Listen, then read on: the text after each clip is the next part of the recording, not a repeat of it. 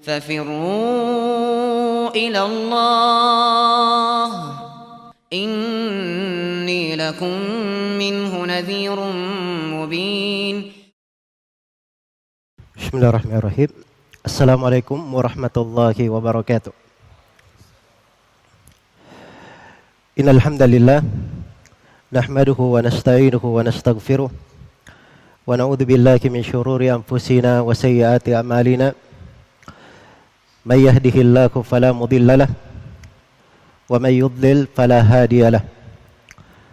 Asyhadu an la ilaha illallah wahdahu la syarikalah wa asyhadu anna Muhammadan abduhu wa rasuluh. Ya ayyuhalladzina amanu taqullaha haqqa tuqatih wa la tamutunna illa wa antum muslimun.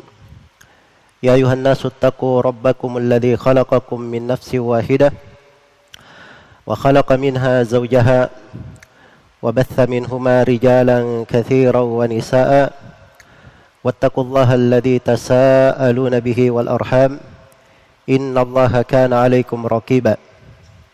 Ya ayyuhalladzina amanu taqullaha wa qulu qawlan sadida yuslih lakum a'malakum wa yaghfir lakum dhunubakum wa may yuti'illaha wa rasulahu faqad faza fawzan 'azima. Amma ba'd. Fa inna asdaqal hadithi kitabullah wa khairal hadi hadi Muhammadin sallallahu alaihi wasallam wa syarral umuri muhdatsatuha fa inna kulla muhdatsatin bid'ah wa kulla bid'atin dhalalah wa kulla dhalalatin finnar. Kaum muslimin dan muslimat, hadirin dan hadirat rahimani wa rahimakumullah. Alhamdulillah, kita bersyukur kepada Allah Subhanahu wa taala di pagi hari ini dipertemukan di dalam sebuah majelis fikih. Semoga Allah Subhanahu wa taala menganugerahkan untuk kita semua fikih dalam agama dan memudahkan kita tafaqquh di dalamnya. Karena Nabi sallallahu alaihi wasallam telah bersabda sebagaimana dalam hadits riwayat Bukhari dan Muslim, "May yuridillahu bihi khairan yufaqqihhu fid din." Siapa yang Allah kehendaki padanya kebaikan, Allah akan menjadikannya sebagai orang yang faqih di dalam agamanya, orang yang paham di dalam agamanya. Karena itu sebuah fikih di dalam agama itu nilainya sangat besar sekali di dalam syariat, dan perkara yang merupakan hiasan terbaik seorang menghadap kepada Allah Subhanahu wa taala dalam menyandang fikih, memahami permasalahan agama. Sampai sebagian ulama di sakaratul maut pun kalau ada sebuah permasalahan agama yang ingin dia bahas, tetap dia membahasnya. Karena keyakinan kalau dia menghadap kepada Allah dalam keadaan mengetahui sebuah ilmu, itu lebih baik daripada dia menghadap kepada Allah dalam keadaan dia jahil tentang ilmu itu. Dan ini banyak di dalam sejarah para ulama dari kalangan sahabat, tabi'in, dan siapa yang datang setelahnya. Pertemuan kita di pagi hari ini adalah pembahasan tentang salah satu fikih muamalah, transaksi yang banyak terjadi di tengah kaum muslimin pada hari-hari ini, yaitu terkait dengan kredit. Terkait dengan kredit di dalam bahasa kita, bahasa Indonesia. Iya. Jadi saya sengaja sebutkan di dalam bahasa kita, bahasa Indonesia. Karena kalau kredit itu di dalam bahasa Indonesia itu disebut di kamus bahasa Indonesia cara menjual barang dengan pembayaran tidak tunai. Pembayaran tidak tunai atau dengan cara diansur. Dan ini di dalam pembahasan fikihnya memiliki beberapa bentuk, bisa masuk di dalam beberapa pembahasan. Itulah kedetailan pembahasan fikih.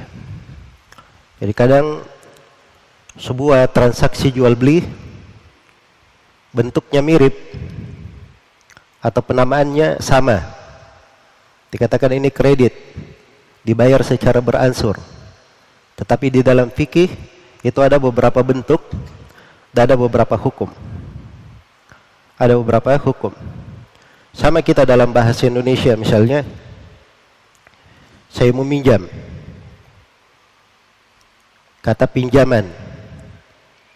Kata pinjaman itu ada beberapa makna. Dia kadang masuk di pembahasan kredit, kadang masuk di dalam bahasa al-qard. Dia meminjam sesuatu untuk dia manfaatkan sesuatu itu, lalu dia balikkan yang semisal dengannya.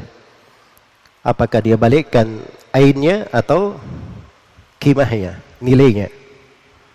Atau pinjaman bisa bermakna dia pinjam sesuatu, artinya dia manfaatkan manfaatnya lalu dia balikkan barang orang. Itu kan banyak bentuk, tapi di dalam bahasa Indonesia namanya apa? Namanya pinjaman. Tapi di pembahasan fikihnya mungkin dia masuk di berbagai bab pembahasan. Sama di pembahasan kredit di sini. Kredit itu banyak bentuknya. Banyak bentuknya. Cuman saya ingin di pertemuan ringkas ini, waktu kita juga singkat ya. Nah kira-kira cuman sekitar 1 jaman ya. Sampai sholat duhur. Pada duhur tanya jawab. Iya. Ada 6 bentuk kredit yang ingin saya terangkan di pertemuan ini. 1 namanya bai'ut taqsid. Bai'at taqsid. 2 namanya bai'ul inah. Yang ketiga namanya bai'at tawarruk. Yang keempat namanya bai'ul murabaha lil amir bisyara'. Yang kelima namanya al-ijar al-muntahi bit tamalluk atau al-muntahi bil bai'. Kemudian yang keenam namanya istisna. Namanya istisna. Jadi ini 6 pembahasan di pembahasan fikih. Walaupun setiap pembahasan darinya ada pembagian-pembagian dan rincian-rincian, tapi dari 6 pembahasan ini ada bentuk-bentuknya yang masuk di dalam definisi kredit di dalam bahasa Indonesia, yaitu memberi sesuatu dengan secara beransur. Jadi bedanya itu tampak bentuk-bentuk perbedaan. Misalnya saya gambarkan ya, penggambaran yang sederhana sebelum kita masuk dalam rincian. Bai'ut taqsid yang pertama itu transaksi jual beli antara 2 orang. Iya. Ini menjual barangnya secara beransur. Barang ini saya jual dengan harga 12 juta, dilunasi selama setahun. Iya. Itu bai'ut taqsid. Kalau bai'ul inah itu transaksi antara 2 orang. Saya beli barang kepada si A, sebuah motor, harganya 12 juta. Dengan akad saya ansur selama setahun, sejuta. Jelas ya? 1 juta, 1 juta. Iya. Si A setelah itu dia tahu bahwa saya ini tidak menginginkan barang, saya pengen duit. Saya beli barang ini untuk saya jual. Saya perlu modal. Maka si A dia berkata kepada saya setelah selesai akad sewa, akad kredit dengannya, dia bilang kepada saya, sudah begini saja, motor itu sini saya beli cash 10 juta. Saya beli cash berapa? 10 juta. Nah, ini kredit juga, tapi inah namanya. Kalau tawarruk, dia ada berbagai bentuk. Salah satu bentuknya dia jual, saya beli motor itu atau beli motor dari si A dengan beransur, kemudian saya jual kepada pihak ketiga, bukan saya jual kepada si A. Jelas ya? Nah, ini masalah tawarruk namanya. Kemudian yang keempat, ada namanya al-bay' al-murabah lil amir bisyara'. Saya pengen sebuah motor di dealer sana. Saya tidak punya duit untuk membelinya. Maka saya cari investor, cari orang, cari kawan, cari perusahaan atau apa saja namanya. Saya minta tolong belikan motor itu. Nanti saya cicil dari kamu. Saya cicil dari kamu. Ini masuk di jenis yang keempat. Bay' al-murabah lil amiri bisyara'. Yang kelima, ada namanya al-ijar al-muntahi bit tamalluk atau bil bay'. Jadi konteksnya kelihatannya nyewa. Dan ini umumnya kalau sekarang ini kebanyakannya dipakai untuk alat-alat berat. Untuk alat-alat berat. Sebuah perusahaan misalnya dia sewa pembangkit tenaga listrik misalnya.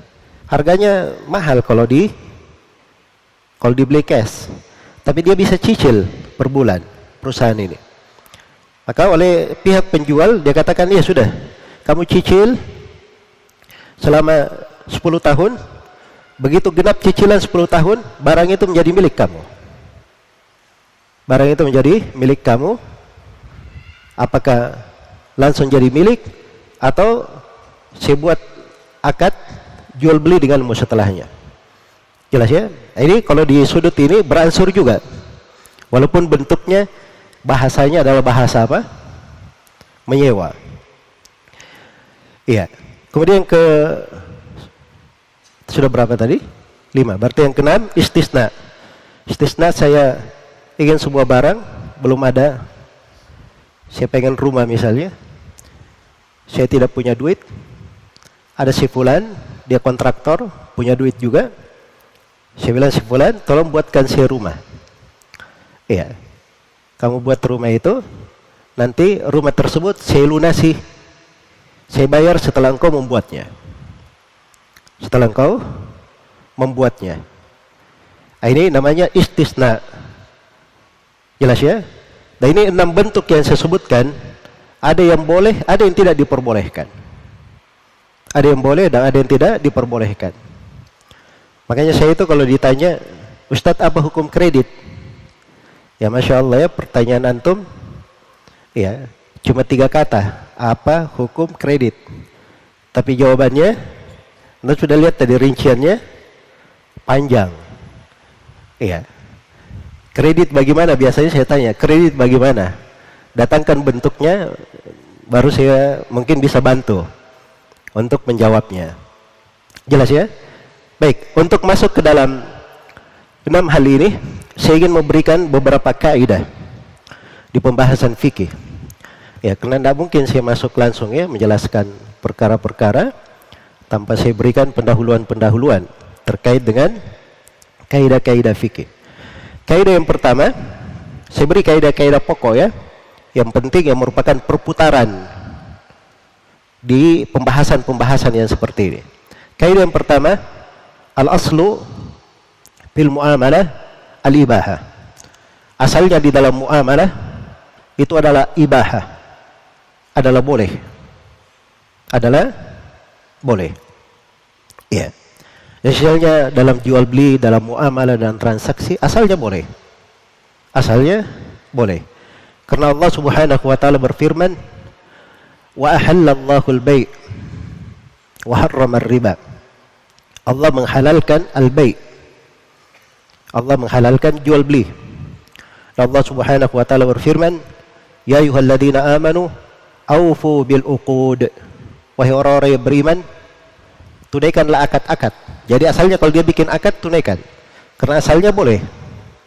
Asalnya boleh. Kecuali kalau ada dalil yang menjelaskan tentang haramnya. Kalau ada dalil yang menunjukkan tentang apa? Tentang haramnya. Iya.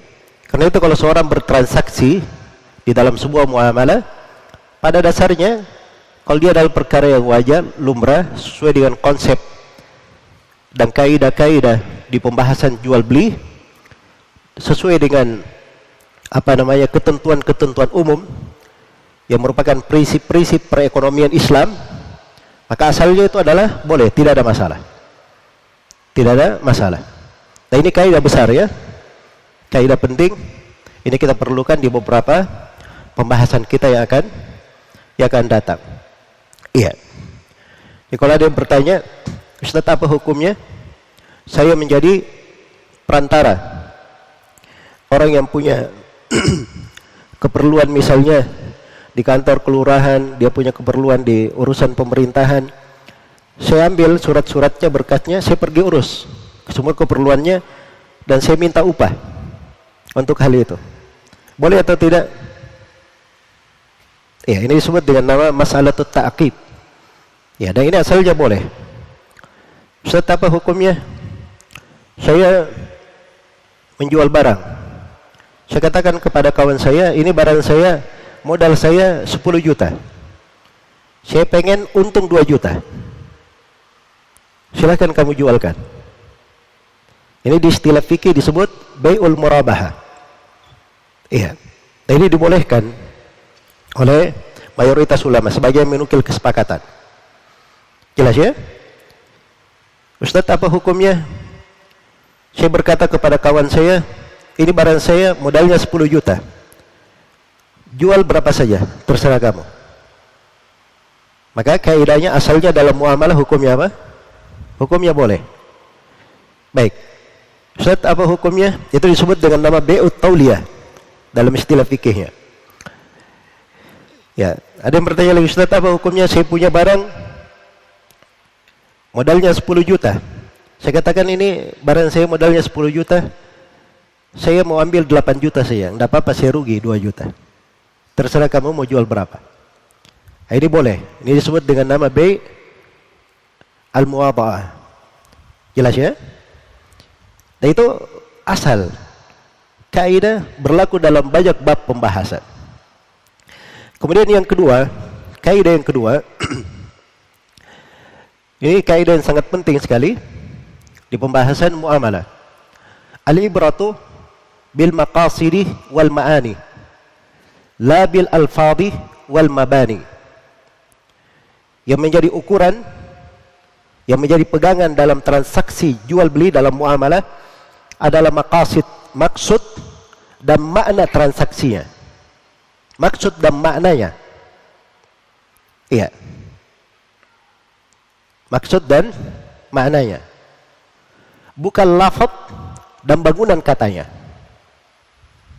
Bukan lafaz dan bangunan katanya. Baik. Jadi itu lafaz itu kalimat. Iya. Di pembahasan muamalah itu tidak terlalu penting. Yang penting itu hakikatnya. Jadi kalau ada yang berkata ini bunga. Ini bunga misalnya. Bunga orang-orang dianggap itu riba. Tapi kita tidak peduli terkait dengan nama. Kita lihat hakikatnya. Oh, bunga ini yang dia maksud ternyata bukan bunga orang-orang riba. Yang dia maksud margin. Iya. Dari mudharabah masuk transaksi bersama, bersyarikat, ada keuntungan, diberi keuntungan, dia sebut bunga. Nah, itu walaupun disebut bunga tetap halal hukumnya karena asalnya mereka bersyarikat dan hasil dari mudharabah itu halal di dalam agama. Jelas ya? Baik, sama saja dia simpan uang di bank misalnya, ya, terus banknya berkata ini adalah bagi hasil. Masya Allah, bahasanya cakep ya, bagi hasil.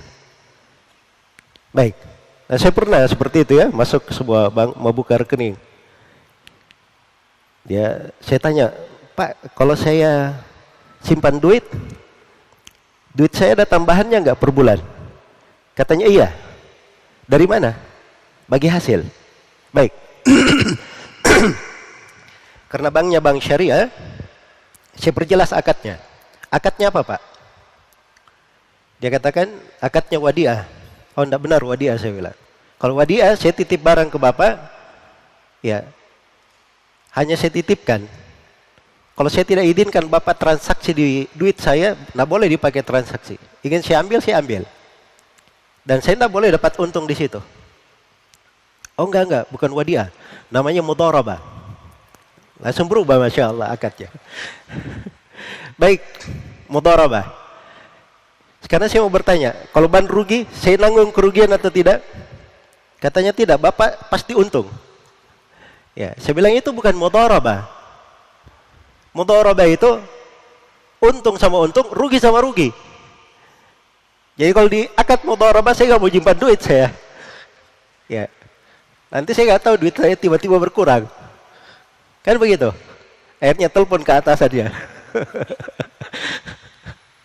Ya jelas dia sebut lagi akad apa. Semuanya nggak ada yang cocok. Akhirnya saya nggak jadi simpan duit di situ. Jadi maksudnya bahasa itu tidak penting. Yang menjadi ukuran itu adalah apa? Maknanya. Itu yang menjadi ukuran. Sama kalau saya katakan, ya, saya jual manfaat rumah ini kepada kamu selama setahun dengan harga 12 juta.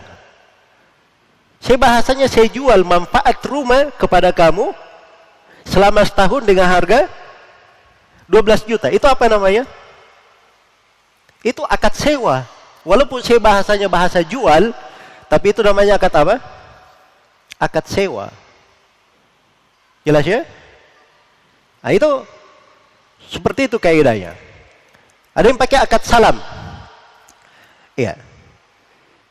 Dia katakan, saya memesan baju di toko fulan. Ya. Dia pakai akad salam ya, memesan dengan akad salam baju di toko fulan dengan harga sekian. Nah, itu bukan salam. Karena yang disifatkan itu adalah benda yang ada. Salam itu akad ditanggung jawab, bendanya belum ada.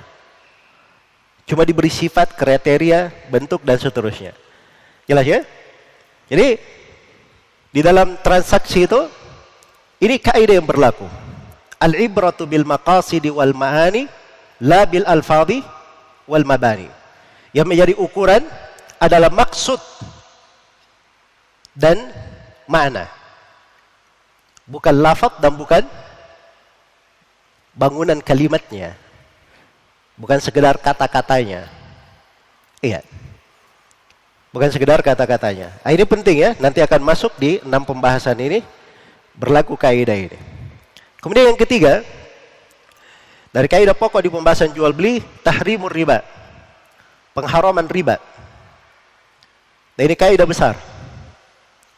Bahwa riba itu adalah hal yang diharamkan di dalam agama. Dan tidak ada silang pendapat di tengah para ulama secara umum tentang keharaman riba. Kalau ada silang pendapat itu terkait dengan bentuknya, bentuk riba. Sebagian bentuk. Dia haram atau tidak pada sebagian bentuknya. Jelas ya? Baik. Riba itu terbagi dua. Riba terbagi dua. Ada riba fid duyun, dan ada riba fil buyu. Ada riba fid duyun, dan ada riba fil buyu. Ada riba di dalam hutang piutang, dan ada riba di dalam jual beli. Jadi ada dua jenis riba itu.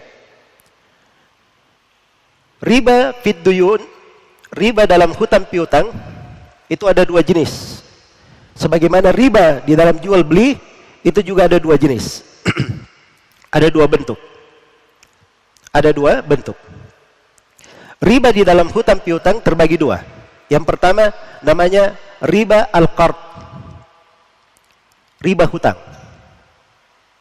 Iya. Riba hutang. Ini saya pinjamkan duit 10 juta. Tapi kamu kembalikan 11 juta. Ini riba apa? Riba al-qard. Sebab dia syaratkan manfaat pada saat dia mengutangkan. Iya. Dan ini adalah hal yang diharamkan. Kemudian yang kedua adalah riba jahiliyah. Masih riba dalam hutang disebut dengan nama riba jahiliyah. Dan ini asal riba yang dicela di beberapa ayat. Seperti firman Allah Subhanahu wa taala di surah Ali Imran, "Ya ayyuhalladzina amanu la ta'kulur riba adha'afan mudha'afah." Wahai orang-orang yang beriman, janganlah kalian makan riba sesuatu yang berlipat-lipat. Iya. Nah, ini datang sebagian orang-orang belakangan. Ini ayat kalau didapat oleh orang liberal itu jadi makanan empuk ya. Jadi dia bolehkan semua jenis riba, kecuali ini aja yang dilarang. Iya. Bunga bank itu nggak ada masalah, bagus bank itu. Membangun dan seterusnya. Yang masalah itu kalau kita seperti ini, rentenir. Ya, ini riba jahiliyah. Ribanya itu bagaimana? Di masa jahiliyah, seorang misalnya saya utangkan kepada kawan saya, ini duit saya 10 juta, kamu boleh pinjam. Kamu kembalikan 2 bulan lagi. Begitu jatuh tempo, maka saya katakan kepadanya, kamu bayar 10 juta, kalau tidak, utangmu berubah menjadi 12 juta. Jelas ya? Berubah menjadi 12 juta. Iya. Ini dari riba jahiliyah. Yang disepakati tentang keharamannya. Jelas ya? Baik. Kemudian yang riba jenis yang kedua ada namanya riba fil buyu, riba dalam jual beli. Riba dalam jual beli. Riba dalam jual beli itu ada 2. Ada riba fadl dan ada riba nasi'ah. Ada riba di dalam al-fadl, di dalam melebihkan, berbeda nilai, tidak sama harga. Dan ada riba di dalam nasi'ah, dalam masalah penyerahannya, tidak langsung cash, tidak saling pegang, tidak langsung kontan. Nah, itu 2 jenis. Iya. Dan riba pada jual beli ini agak rumit sedikit. Agak rumit sedikit. Karena ini memang dari pembahasan-pembahasan di fikih jual beli yang ada silang pendapat di tengah para ulama terkait dengan ketentuan-ketentuannya. Yang pertama terkait dengan riba jual beli, yang perlu diketahui ada namanya di dalam kehidupan ini barang-barang itu yang dilakukan transaksi itu dibagi 2. Ada barang berlaku padanya hukum riba, dan ada barang yang tidak berlaku padanya hukum riba. Barang yang berlaku padanya hukum riba itu disebut dengan nama amwal ribawiyah. Barang-barang ribawi, maksudnya berlaku padanya hukum riba. Dan ini dasarnya ada 6 barang yang disebut oleh Nabi Sallallahu Alaihi Wasallam. 1, emas, perak, gandum, jelai, syair, korma, garam. Iya. Ada berapa? Ada 6. Apa tadi? Emas, perak, gandum itu bur ya bahasa Arabnya. Terus syair, jelai, korma, dan garam. Itu syah di dalam hadits riwayat Bukhari Muslim dan selainnya. Banyak hadits yang menjelaskannya. Baik, muncul pertanyaan dari situ.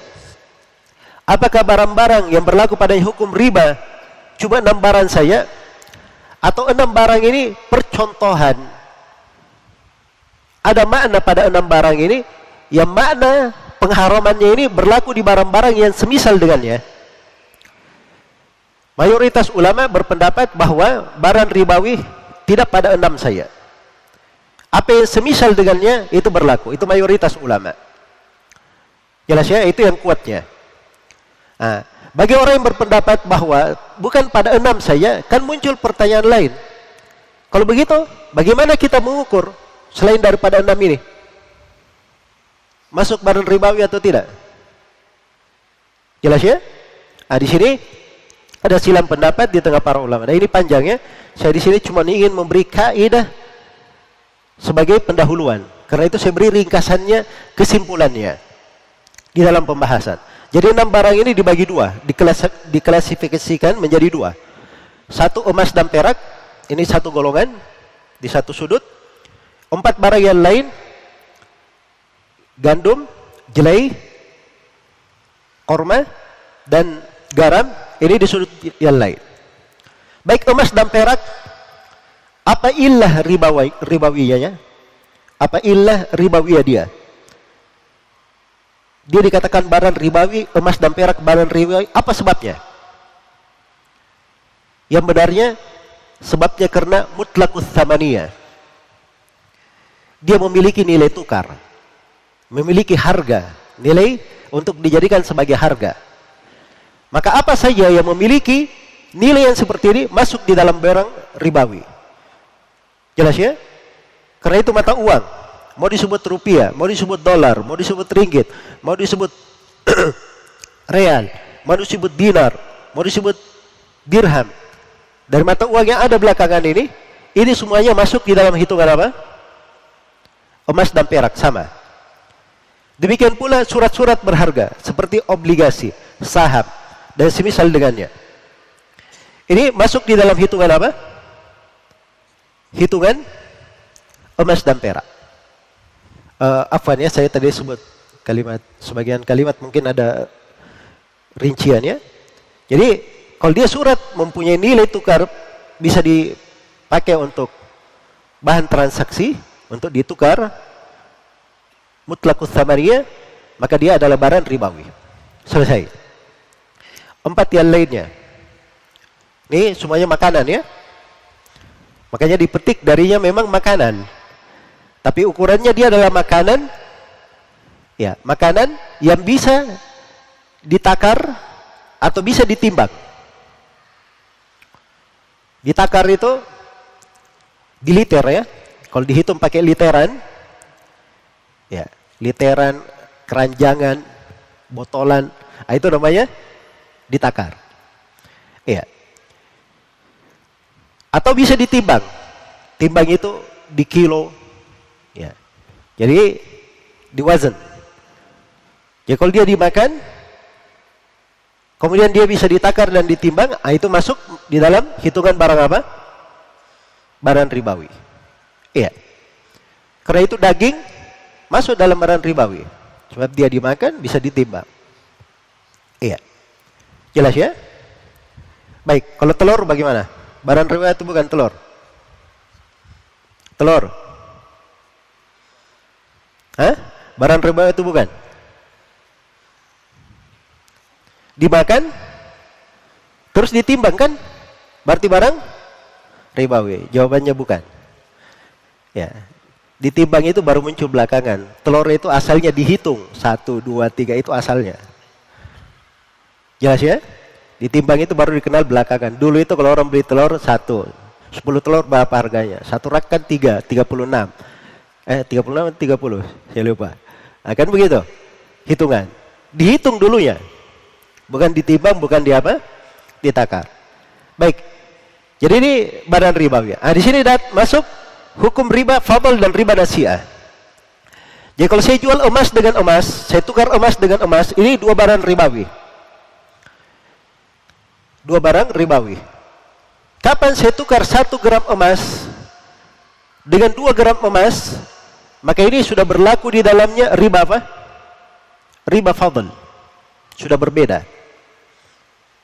Jadi hati-hati itu ya, penjual emas. Ini emas 20 karat misalnya, ditukar dengan emas 24 karat. Satunya 1 gram, yang lainnya 2 gram. Karena beda harga, beda nilai. Ini haram. Sampai ini tafadul namanya, beda harga. 1 gram sama. Harus sama juga harganya. Tidak boleh bedakan. Jelas ya? Baik. Itu riba fadl. Kapan dia berbeda dalam nilai, maka jadi riba fadl. Kalau riba nasi'ah, saya tukar emas dengan emas. 1 gram 1 gram.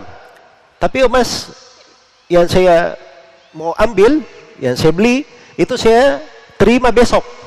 Tidak cash di hari itu. Itu namanya riba apa? Riba nasi'ah. Itu namanya riba nasi'ah. Jelas ya? Baik. Jadi ini kesimpulan di pembahasan riba. yang ingin saya uraikan di sini, dan saya ingin menjelaskan satu sudut yang penting sebenarnya, bahwa perbedaan antara riba duyun dan riba buyu, perbedaan antara riba dijual beli dan hutang piutang, itu perbedaan pokoknya ada dua. Perbedaan pokoknya ada berapa? Ada dua. Perbedaan yang pertama, kalau riba pada hutang piutang itu bisa masuk ke seluruh barang. Seluruh barang bisa. Karena ini terkait dengan hutang piutang. Iya. Jelas ya? Baik. Saya pinjam uang 10 juta. Uang bisa masuk dalamnya hukum riba. Saya pinjam tanah, bisa masuk dalamnya hukum riba. Saya pinjam motor, bisa masuk di dalamnya hukum riba. Tergantung pinjaman ini, ketika dia kembalikan, dia lebihkan, minta untuk dilebihkan. Ya, saya pinjam motor kamu, motor apa? Motor Yamaha. Nanti kamu kembalikan motor bebek ya, nanti kembalikan Yamaha itu apa namanya? Ninja misalnya ya. Ya. Nah, ini kan tidak benar ya? Ya benar. Itu sudah masuk di dalam hukum apa? Riba hutang piutang. Jadi kalau riba pada hutang piutang itu bisa masuk di semua barang. Tapi kalau riba di dalam jual beli itu khusus untuk tadi 6 barang itu ditambah dengan barang-barang yang semakna dalam illah. Semakna dalam illah ya. Itu perbedaan yang pertama. Perbedaan yang kedua, kalau riba di dalam hutang piutang itu pengharamannya tahrim maqasid. Pengharaman maksud. Pengharaman dasar. Pada datnya diharamkan dalam hal itu. Beda dengan riba di jual beli. Pengharamannya itu namanya tahrim wasilah, tahrim wasail. Pengharaman sebagai wasilah, perantara. Karena itu kadang dibolehkan, seperti di permasalahan araya. Araya diperbolehkan. Jual korma di pohon, ditukar dengan korma di darat kering. Ini kan pasti tidak sama. Tapi dibolehkan oleh Nabi. Dengan syarat-syarat yang diterangkan di pembahasan araya. Baik, jadi itu dua jenis perbedaan. Kemudian kaidah yang keempat, dan ini mungkin yang terakhir sebagai pendahuluan, tentang haramnya khila. Diharamkan ada khila dalam transaksi jual beli. Khila itu apa? Khila itu akal-akalan. Iya. Mencari celah yang tidak benar. Atau istilah orang sekarang mencari tikungan. Ya, mencari tikungan supaya menghalalkan apa yang diharamkan oleh Allah. Apa yang diharamkan oleh Allah. Itu hila namanya. Itu hila. Ada orang-orang yang memang pada dasarnya ya, dia ini sama dengan rentenir. Sama dengan rentenir. Tidak ada bedanya. Jelas ya? Tidak ada bedanya. Hanya saja dia bahasakan dengan bahasa seakan-akan sesuai dengan syariat. Sesuai dengan syariat. Ini hila namanya. Itu di antara bentuk hila. Dia cari tikungan-tikungan. Siapa misalnya dia biasanya minjamkan orang duit. Ya, saya kasih kamu 10 juta. Nanti kamu kembalikan 12 juta. Itu kan kerjaannya seperti itu ya, rentenir biasa ya. Nah, dia gak mau dibilangin kayak gitu. Begini aja, kamu perlu barang apa? Oh iya, saya perlu barang ini. Baik, di mana tokonya? Tokonya di sana. Ayo kita pergi sama-sama ke sana. Berangkat. Mana barangnya? Ini. Baik, ini barang. Kita lihat harganya berapa sih? 5 juta kan? Sudah lihat ya? Baik. Ini harga barang ini saya catat untuk kamu 7 juta. Ya. Jelas ya? Dia bayar ke penjual, dia pergi setelah akad, dia bayar pergi ke penjual, terus dia catat untuk orang ini berapa? 7 juta. Itu hila. Barang itu cuma apa? cuman kamuflase aja untuk riba dia. Iya. Nah, ini bentuk dari hila. Sama dengan orang-orang Yahudi. Asalnya hila itu gaya berpikirnya orang Yahudi. Dan orang Yahudi itu dicela dalam Al-Quran karena makan riba. Kan mereka dilarang menangkap ikan di hari Sabtu. Apa yang dilakukan oleh orang Yahudi? Ya, jadi luar biasa ya, di hari Sabtu itu ikan muncul banyak sekali di lautan. Tapi mereka tidak bisa bikin apa-apa, dilarang mengambil ikan di hari apa? Hari Sabtu. Maka dia pasang jalannya, dia pasang perangkapnya di hari Jumat, dia panen di hari Ahad. Jadi kalau dia bilang, kenapa kamu tangkap di hari Sabtu? Siapa yang bilang saya tangkap hari Sabtu? Saya pasang di hari Jumat. Hah? Nah, ini akal-akalannya siapa? Orang Yahudi. Ya. Nah, ini banyak yang seperti ini. Dan ini yang bisa menyingkap yang seperti ini, itu orang-orang yang ahli di fikih muamalah. Iya, ahli di fikih muamalah. Baik, dalam penggambaran ini saya terangkan ya, bahwa fikih itu bukan cuman permainan matematika 1 tambah 1 2, 2 tambah 2 4. Jelas ya? Bukan hal yang dilihat pada zahirnya. Fikih itu ada ruh, ada maqasid namanya, maksud di dalam pensyariatan. Ada hikmah-hikmah syariat. Ada tujuan syariat dalam jual beli itu apa? Yang dimaksudkan di dalam jual beli, di dalam syariat. Itu semua ketika menghadirkan sebuah masalah, itu oleh orang ahli fikih dihadirkan mana-mana itu. Dihadirkan mana-mana itu. Karena itu selalu saya katakan, bahwa orang yang sudah belajar fikih muamalah, tapi dia tidak belajar fikih maqasidus syariah, itu tidak boleh dia kasih fatwa di pembahasan muamalah. Karena dia pasti akan banyak keliru. Pasti akan apa? Banyak keliru. Karena itu disebutkan oleh Imam Syatibi rahimahullah, dari syarat seorang mujtahid, dia harus mengerti maqasidus syariah, maksud di dalam pensyariatan. Iya. Dari mana yang sangat besar ya? Antum bisa lihat tadi. Kalau hitung-hitungannya haram, riba fadl haram, riba nasiyah haram. Dikasih kaidah. Al-jahlu al-ilmu bit-tafadul, al-jahlu bit-tasawi kal-ilmi bit-tafadul. Tidak tahu ini sama, itu hukumnya riba. Sama kalau mengetahui ini, kita tahu ini berbeda, ada yang dilebihkan. Dua-duanya riba. Tapi ini hukum diperkecualikan di masalah araya. Ada perkecualiannya. Itu maqasidus syariah namanya. Maqasid asy-syariah. Sama di pembahasan dilarang dari jual beli gharar yang tidak jelas. Itu betul larangan secara umum, tapi ada maksud di dalam syariat yang dimaklumi. Fikih dalam syariat. Ya. Karena itu kalau diambil saja semua yang gharar haram, tidak ada yang dibolehkan sama sekali. Itu tidak benar ya. Kalau begitu kamu tidak usah beli rumah. Kenapa? Gharar. Saya mau tanya, kalau kamu beli rumah, ada yang beli rumah, dia tahu pondasinya atau tidak? Dia tahu pondasi rumahnya? Tidak tahu, itu gharar kan? Tidak mungkin dia beli rumah, dia katakan kepada pemilik rumah, Pak, tolong angkat dulu rumahnya. Saya mau lihat pondasinya. Itu enggak ada. Ini gharar namanya. Tapi gharar yang seperti ini, itu di maqasidus syariah dimaafkan. Hal yang manusia tidak bisa lepas darinya. Hal yang tidak bisa lepas darinya. Sama ya, sebagian orang masuk ke WC, tertulis di situ kalau mandi 5.000, kalau buang air kecil 2.000. Apa hukumnya masuk situ, Ustaz? Haram. Kenapa? Gharar. Kok bisa gharar? Ya.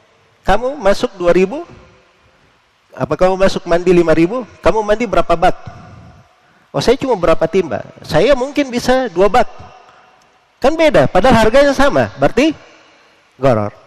Ini tidak benar ya. Yang seperti itu disebut gharar sedikit. Sebab umumnya orang itu sudah tahu kalau mandi itu biasanya berapa yang dipakai. Umumnya itu sama. Makanya seperti itu sedikit, itu dimaafkan di dalam syariat.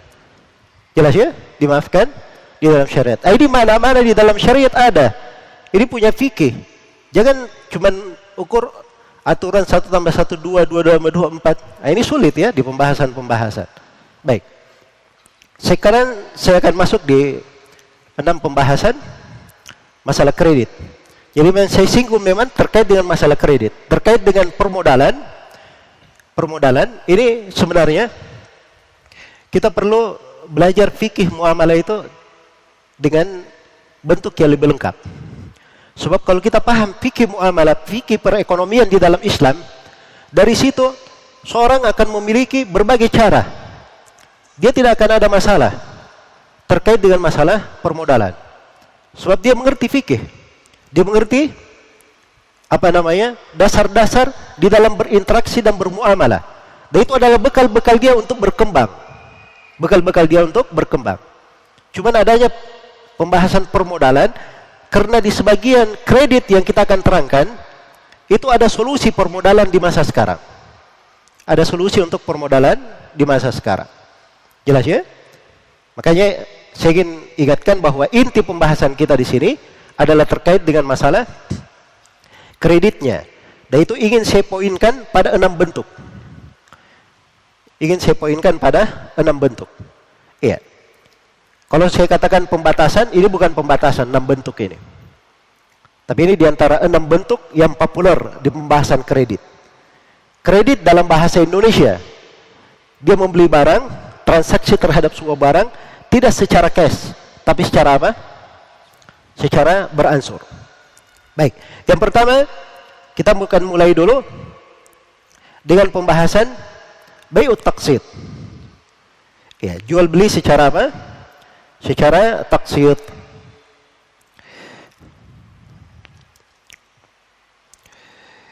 Jual beli secara taqsid itu ada beberapa bentuk. Ada bentuk yang disepakati. Ada bentuk yang disepakati. Iya. Di mana seorang itu dia membeli barang, langsung dia akad terhadap barang itu. Ini barang saya ingin membelinya secara beransur. Saya tidak mampu cash, saya ingin beli secara beransur. Maka saya beli secara beransur selama setahun. Kemudian ditetapkan harganya. Pasti. Jelas ya? Nah, itu taqsid. Taqsid bentuk yang seperti ini, itu adalah hal yang dibolehkan. Menurut mayoritas ulama, bahkan sebagian ulama menukil kesepakatan tentang hal itu. Dinukil kesepakatan tentang hal tersebut. Baik. Akan bolehnya.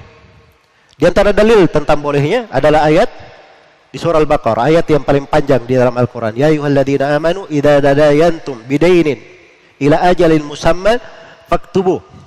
Wahai orang-orang yang beriman, kalau kalian berhutang, meminjam untuk waktu yang telah ditetapkan, yang sudah ditentukan, maka catatlah. Iya. Ini B al-ajal namanya. Jadi ini diantara bentuk bai'ut taqsid. Jadi adalah hal yang diperbolehkan. Hal yang diperbolehkan. Karena itu di bai'us salam, di hadits riwayat Bukhari dan Muslim, ketika Nabi masuk ke kota Madinah, dia dapati penduduk Madinah membeli dari buah-buahan, membeli dari hasil bumi, itu untuk setahun dan 2 tahun. Dalam bentuk salaf. Dan salaf itu sama, taqsid. Iya. Jelas ya? Tidak beli secara cash, tapi cara beransur juga. Tidak langsung dia terima. Dan di antara dalil jelas juga adalah hadits Barirah, riwayat Bukhari dan Muslim. Karena Barirah itu radhiyallahu anha, beliau membeli dirinya, mukatabah, membebaskan dirinya dari tuannya, itu dengan 9 awaki, 9 uqiyah, dibayar setiap tahunnya 1 uqiyah dari perak. Jadi ada namanya budak, boleh membebaskan dirinya dengan cara dia berusaha sendiri untuk membebaskan dirinya. Iya, maka itu disebut namanya mukatabah. Barirah itu akadnya dengan tuannya, dia melunasi dirinya selama 9 tahun. Setiap tahunnya dia bayar 1 uqiyah. Baik, ini dalil tentang bolehnya. Ini dalil tentang boleh ya. Baik. Yang kedua, dari bentuk taksid dikatakan kepadanya, ini barang kalau harga cash 10 juta. Kalau kamu cicil selama 1 tahun, kamu bayar secara beransur selama 1 tahun, maka harganya 12 juta. Harganya 12 juta. Jadi di situ ada 2 perbandingan harga. Jelas ya, beda dengan yang pertama. Yang pertama itu dia langsung datang dengan akad apa? Akad beransur, tidak ada dia ditawari untuk dia cash dan apa? Cash atau cicil. Ini yang ada sebagian ulama yang tidak memperbolehkannya. Ya. Dan tidak bolehnya itu jelas. Apabila penawaran itu tidak diputuskan. Akad berhenti di atas penawaran dan tidak diputuskan. Dia ambil cash atau dia ambil secara cicil. Karena itu namanya tidak jelas harga. Tapi kalau dikasih penawaran, seperti sekarang ya, orang mau beli secara kredit itu, kan penawarannya banyak. Cashnya misalnya harganya 10 juta. Cicil setahun 12 juta. Cicil 2 tahun 14 juta. Cicil 3 tahun 16 juta. Kan begitu ya? Ini contoh. Nah, tapi begitu terjadi akad, tidak mungkin dia pilih semuanya. Akad itu dia pilih satu saja. Oh, saya kayaknya ringan bagi saya pilih 3 tahun. Saya ambil 16 juta selama 3 tahun. Nah, ini kan ketika terjadi akad, masuknya ke bentuk yang pertama tadi. Dan itu adalah hal yang dibolehkan. Hal yang dibolehkan. Dan itu dibolehkan oleh mayoritas ulama di masa sekarang. Iya, dibolehkan oleh mayoritas ulama di masa sekarang. Dan di masa dahulu juga. Tidak ada yang mengharamkan hal ini kecuali orang-orang Zahiriyah. Ya, dan di masa sekarang yang mengharamkannya itu adalah Syekh Al-Albani rahimahullah. Ada pembahasan beliau di Silsilah Al-Hadits As-Sahihah. Dan juga diharamkan oleh guru kami, Syekh Mukbil rahimahullah. Beliau berkata padanya ada makna riba. Padanya ada makna riba. Tapi 2 pendapat ulama ini itu diselisihi oleh para ulama yang lain. Di masa sekarang saya nggak mengetahui ada alim yang memberi fatwa haramnya kecuali 2 ulama kita ini. Adapun Syekh bin Baz, Syekh Ibnu Utsaimin, Syekh Shalih Al-Fauzan dan para ulama yang lainnya dari berbagai perkumpulan majma' fikih dan seterusnya, itu semuanya membolehkan. Membolehkan di dalam hal ini. Jelas ya? Dan saya lebih condong kepada pendapat yang membolehkan, dan itu yang lebih mencocoki dari sudut kaidah-kaidah syariat dan lebih mencocoki terkait dengan transaksi yang terjadi di tengah manusia. Tapi perlu diingat bahwa bai'ut taqsid ini karena dia jual beli tidak secara cash, secara beransur, maka disyaratkan barang yang dicicil itu tidak boleh dari barang yang seillah dengan apa yang dia pakai mencicil. Rata-rata kita mencicil pakai apa? Dengan apa kita membayar? Dengan uang kan? Baik, kalau begitu tidak boleh emas dan perak. Jangan berkata, oh saya beli emas 100 gram, nanti saya cicil selama 1 tahun. Tidak boleh. Sebab itu riba apa namanya? Namanya riba apa tadi? Riba fadl atau riba nasiah? Itu riba nasiah. Itu namanya riba nasiah. Jelas ya? Baik. Kemudian di dalam hal ini juga tidak boleh ada syarat. Syaratul jazai. Ada syarat penalti. Syarat denda. Tidak boleh ada syarat denda. Sebab ini bentuk dari bentuk utang. Kan dia bayarnya belum lengkap. Bayarnya belum apa? Belum lengkap. Iya. Jadi kalau dia katakan, ini barangnya, motor ini harganya 12 juta, kamu cicil selama setahun. Berarti setiap bulan saya bayar berapa? 1 juta. Kata dia, kalau kamu terlambat 1 hari saja, maka kamu didenda 10% untuk per harinya. Ini boleh atau tidak? Ini haram. Jelas ya? Syarat jazai, syarat penalti di sini haram. Sebab ini terkait dengan hutang. Bentuk dari hutang. Iya. Dan itu masuk di dalam pembahasan riba. Masuk dalam pembahasan riba. Baik, itu 2.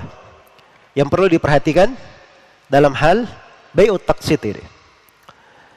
Baik.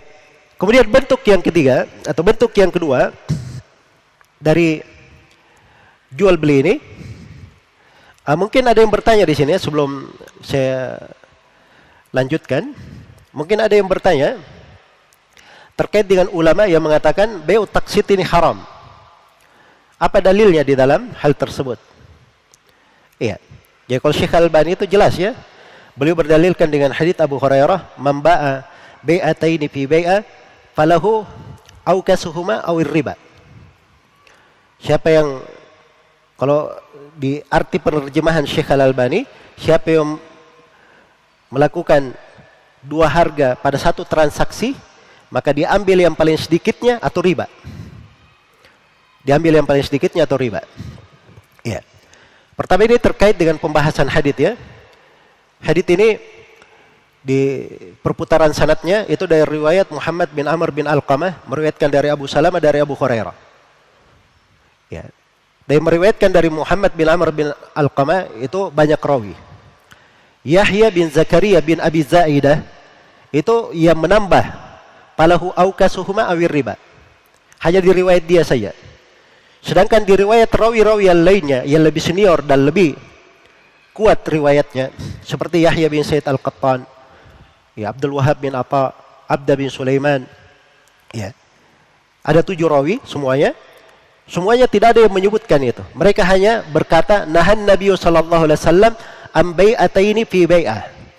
Nabi melarang dari 2 akad transaksi, dari 2 akad jual beli dalam satu transaksi. Nah, itu penerjemahannya ya untuk pendapat mayoritas ulama.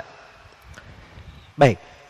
Jadi kalau diterjemahkan, kalau tambahan diambil yang paling sedikitnya atau riba, ini haditsnya lemah, maka kita sisa membahas tentang apa makna larangan 2 akad transaksi atau makna 2 harga, kalau bahasa sebagian orang ya, makna 2 harga dalam satu akad transaksi. Itu apa maknanya? Ini yang ada silam pendapat di tengah para ulama di dalam memaknakannya. Ya. Dan yang ditahqiq oleh Syekhul Islam Ibnu Taimiyah Ibnu Al-Qayyim, bahwa yang dimaksud adalah bai'ul ina, jual beli dengan cara ina, yang kita akan terangkan nanti di jenis yang kedua. Di jenis yang kedua.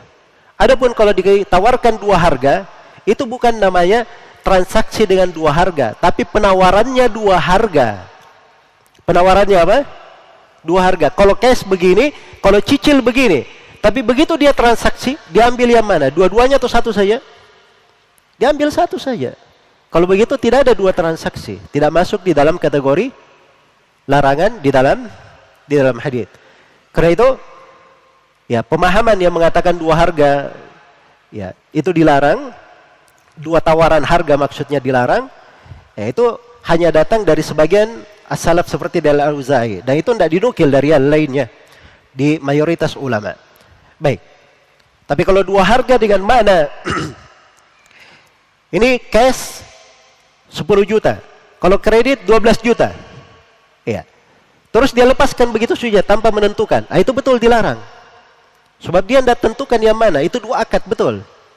2 akad transaksi. Ya. Tapi praktek dari kredit yang ada sekarang ini dalam bentuk taksid, ketika ada penawaran-penawaran itu tadi, ya, begitu akad dia pilih berapa? Apa yang dia pilih? Semuanya atau satu saja? Satu saja yang dia pilih. Kalau begitu akadnya betul.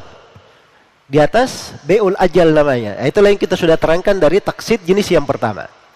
Dan ini adalah hal yang diperbolehkan, tidak ada masalah di dalam hal tersebut. Iya. Baik. Kemudian yang kedua, namanya bai'ul ina. Ya, jual beli dengan cara apa? Jual beli dengan cara al-ina. Ya. Apa itu jual beli dengan cara al-ina? Jual beli dengan cara al-ina itu bentuk yang paling populernya di tengah mayoritas ulama adalah seorang itu menjual barang dengan harga ansuran. Dengan harga ansuran, dengan kredit, tidak cash. Ya, harganya belum langsung dia pegang. Kemudian setelah itu dibeli lagi dari orang yang oleh si penjual sendiri, dia membelinya dengan cash, dengan nilai lebih rendah daripada itu. Dengan nilai yang lebih rendah daripada itu. Jelas ya? Baik, ini disebut bai'ul inah. Dan ini yang paling populernya.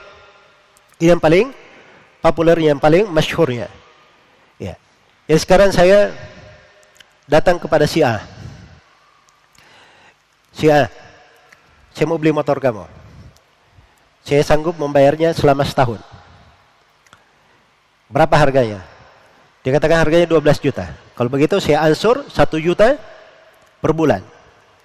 Ya. Setelah itu si A berkata kepada saya, mungkin di majelis itu, mungkin di waktu lain, sebelum saya selesaikan cicilan, dia katakan saya beli barang kamu secara cash 10 juta. Jelas ya? Maka dia bayar saya 10 juta, dia ambil motor itu, saya masih tetap melanjutkan cicilan kepadanya. Melanjutkan cicilan kepadanya selama berapa? Selama setahun. Baik, ini terjadi atau tidak? Terjadi. Dan ini banyak dilakukan oleh orang belakangan sekarang ini. Cuma ini caranya tidak benar ya. Ini solusi permodalan keliru. Ya, dia perlu modal. Dia kalau perlu modal mendesak 500 juta, dia tidak punya duit. Tapi dia punya kemampuan 20 juta per bulan, 20 juta per bulan, dia punya kemampuan. Jelas ya? Tiba-tiba perlu modal 500 juta, dia nggak ada duit. Caranya dia pergi ke dealer beli mobil. Lihatlah mobil yang harga 600 juta. Berapa cicilnya? Sudah dia bikin akad, yang jelas dia cicil dengan akad taksid ya, yang dibolehkan. Dia cicil 20 juta per bulan. Ya. Orang dealer tanya, Pak, mobilnya udah diapain? Karena ini orang dari tadi kelihatannya dia tidak terlalu peduli masalah mobil isinya, tidak tanya-tanya juga masalah perlengkapan mobilnya, kayak bukan untuk dia pakai. Orangnya cerita, saya memang ingin menjual lagi, saya perlu modal. Oh kalau begitu Bapak nanti ke showroom sebelah sana, itu punya kami juga. Bapak jual aja di situ. Ya, karena mereka ini jual mobil, beli mobil juga. Jelas ya? Ya sih saya pindah ke sebelah, cuman pindah kantor saja, barangnya dipindahin ke situ. Ya sudah saya hargain saja. Ini kan baru, berapa ini? Oh iya 500 juta ya, sudah 500 juta. Dapat kan? Nah, 600 juta dia tetap mencicilnya. Ya. Ini keliru, sebab ini masuk di dalam pembahasan apa? Di dalam pembahasan al-ina. Ini masuk di dalam pembahasan al-ina yang diharamkan dan dilarang di dalam syariat. Baik, ini bentuk yang paling populernya. Walaupun ada bentuk-bentuk lain, tapi ini dasar bentuknya yang populer. Ya, tadi saya bahas tentang bahaya hila di dalam riba. Ini salah satu hila di dalam riba. Karena itu Syekhul Islam Ibnu Taimiyah memberi kaidah tetap di sini. Kata beliau, ad-dara'i harramaha asy-syari' wa illam yuqsad bihal muharram khasyata ifda'iha ilal muharram. Hal-hal yang bisa mengantar kepada hal yang diharamkan itu oleh syariat diharamkan juga. Walaupun si pelaku maksudnya bukan untuk berbuat haram, niatnya baik mungkin, tapi syariat tetap mengharamkannya. Kenapa? Karena jalan ini bisa mengantar kepada hal yang diharamkan. Bisa mengantar kepada hal yang diharamkan. Nah, ini kalau dia tidak memaksudkan hal yang haram. Kalau dia memaksudkan hal yang haram, nah itu jalannya lebih diharamkan lagi oleh syariat. Kata beliau, wa bihadat tahrir yadhharu illatut tahrim fi masailil ina wa amthaliha. Dengan penjelasan ini tampaklah rincian tentang hukum al-ina, masalah ina dan yang semisal dengannya. Dan semisal dengannya. Baik, Maka dibentuk dari hilah, hal-hal yang diharamkan di dalam syariat. Karena itu dihasankan oleh Syekh Al-Albani rahimahullahu taala dengan berbagai jalannya hadits Ibnu Umar radhiyallahu taala anhu yang diriwayatkan oleh Imam Ahmad dan selainnya. Rasulullah sallallahu alaihi wasallam bersabda, "Idza tabayatum bil'ina." Idza tabayatum bil'ina wa akhadtum adnab al-baqar wa raditum biz-zara wa taraktumul jihad sallatallahu alaikum dullan la yanzi'uhu hatta tarji'u ila dinikum. Apabila kalian telah berjual beli dengan cara al-inah dan kalian telah mengambil ekor-ekor sapi, maksudnya sibuk dengan peternakan, melalaikan kalian dari syariat, dan kalian telah ridha dengan pertanian yang membuat kalian lalai dari kewajiban, dan kalian tinggalkan jihad fisabilillah.